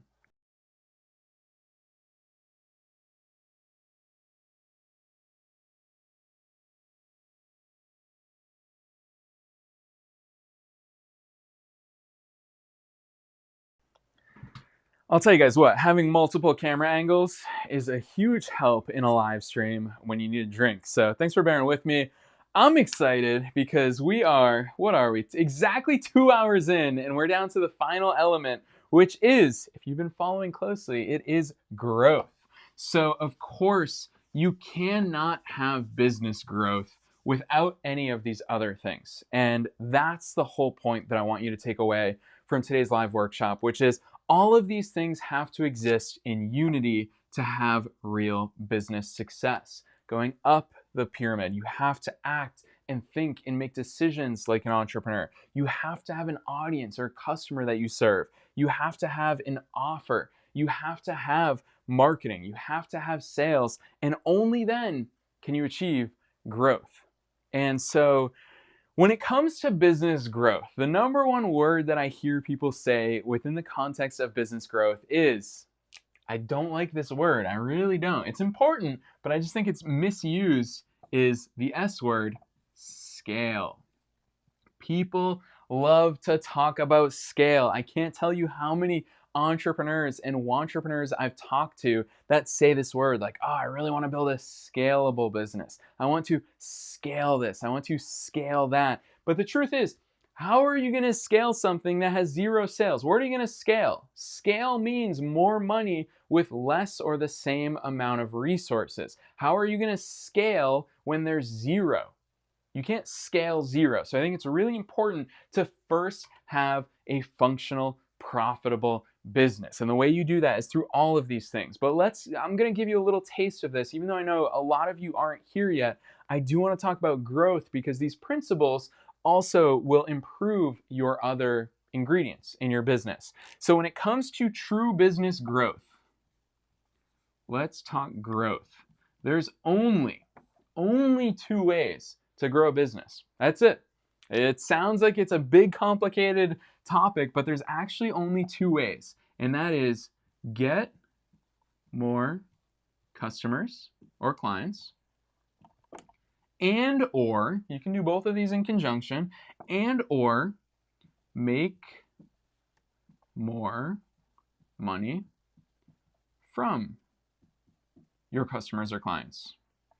So let's say you and I are running a marketing agency together, And we're sitting there and we're like, hey, we did pretty good last year. We did $100,000 last year. We weren't busting our butts. We weren't doing too much. How do we grow this business now? Well, there's only two ways. We either have to get more customers or we can make more money from our customers. Now, we're going to talk about both of these approaches. Now, to get more customers, and Brian, this is where I'm going to talk about your question. There's three things that you can do to get more customers. Actually, there's three things you need to do to get more customers. One is you need to get more leads.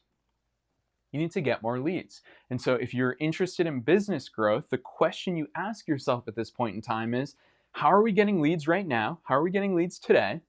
How do we more scalably, on a more mass scale or streamline, how we get more leads? And this is where you can start running more ad campaigns. This is where you can start implementing more power partners. There's a lot. It's an easier question to answer than the broad question of how do we grow this business? So the first thing you have to do to get more customers is get more leads. And Brian, the answer to your question, why marketing comes before sales, is marketing is about getting your leads or finding your leads. And that's why we talk about a lead magnet. So Brian, remember, marketing does not equal running ad campaigns. Marketing could be you sitting with a spreadsheet saying, who of these people can I help? How do I get in front of them? And how do I nurture them? How do I build that relationship to get them to the point of sales? So Brian, that's a direct answer to your question of why does marketing come before sales and how do the two interact? Don't confuse marketing with funnels and advertising and all of those things. Marketing is about finding or generating those leads and then nurturing those leads before the sale, which is closing those leads.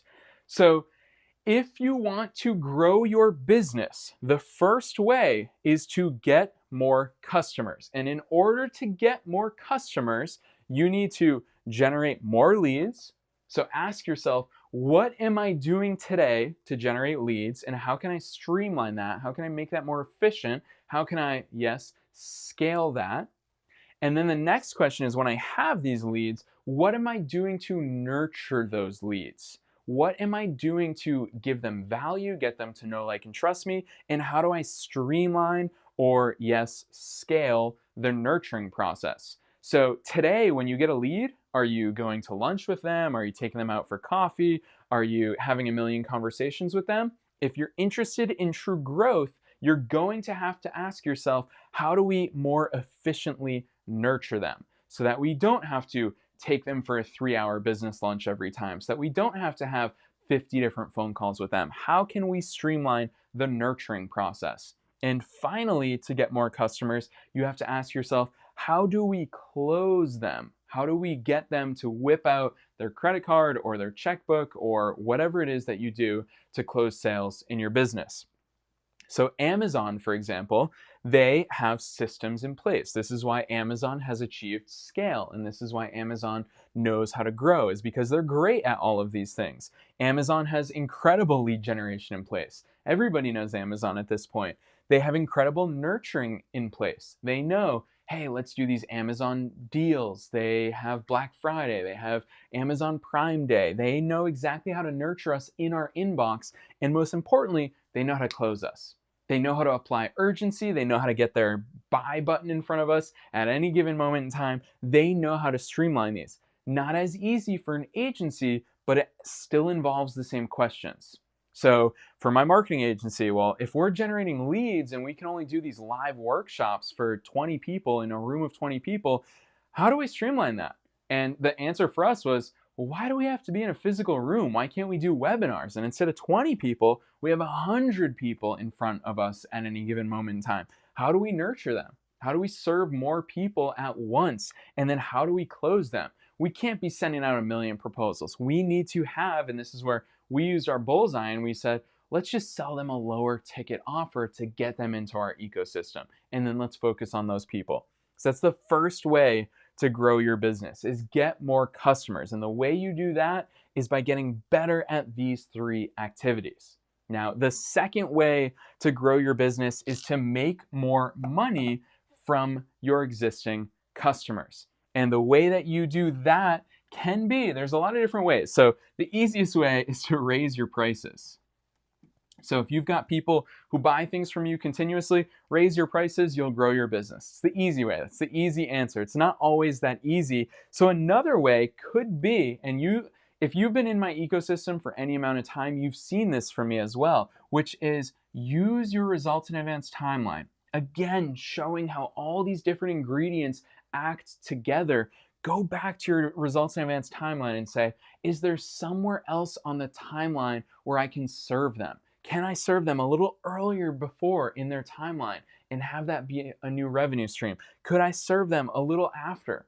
So at this point in my business, I have over 5,000 students around the world, and they buy my online courses, they buy my book, they buy my different products, they join the Launch Coalition. There's a lot of different ways that I make money, but if I want to make more money from my existing customers, then I can offer them new things. So for example, I could offer a high-end mastermind for people who are further along, who have already made $100,000 in revenue with their business. I can offer mastermind. That's another way for me to grow my business without getting any new customers, just by making more money from my existing customers. So the real goal with most of your business problems is to take these complex problems that we as entrepreneurs face and come up with simple, clearly defined solutions. You want to grow your business? These are the two ways. Let's not get lost in the noise. Let's not get lost in YouTube rabbit holes of watching a million different videos or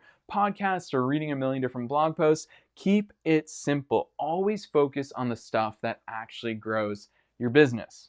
So that was a lot of stuff that we covered. Holy cow, we are 2 hours and 11 minutes into this live workshop. Let me draw out the full pyramid, because at this point, I expect all of you to fully understand these 6 things. I'm more than happy to stick around and answer some questions, but this is the Wantrepreneur to Entrepreneur pyramid.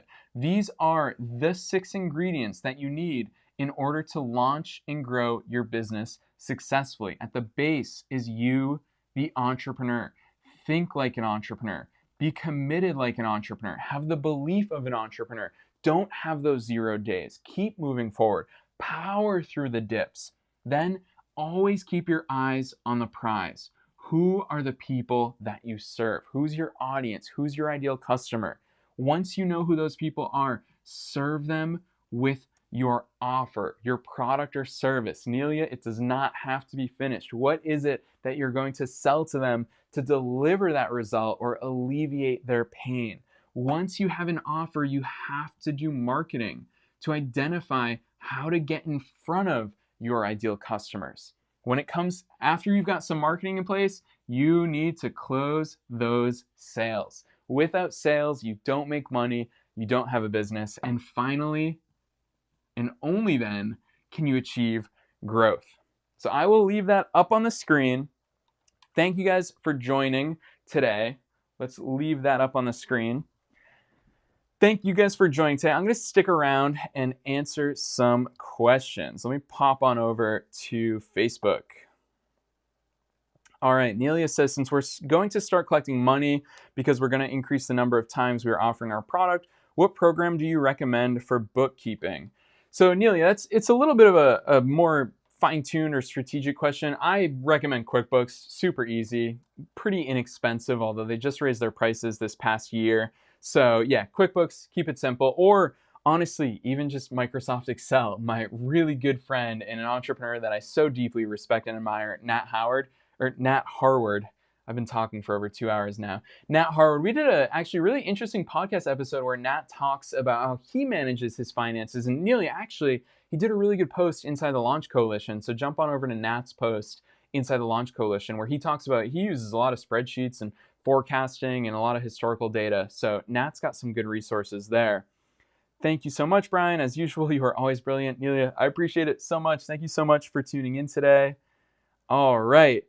My voice is shot. This was way too much fun, you guys. We covered so much stuff in this first ever edition of Wantrepreneur to Entrepreneur Live. Seriously, I cannot thank you enough for powering through this over 2 hours into it. Thank you so much for coming to Wantrepreneur to Entrepreneur Live. If you have any questions whatsoever, seriously, do not hesitate to email me, to reach out to me on Facebook or Instagram, wherever the heck it is that you and I communicate. Don't hesitate to reach out to me. I look forward to hearing your successes as a result of this workshop. Take that action, commit to non-zero days, commit to selling your products or services, get out there and serve people, and let's start building successful businesses.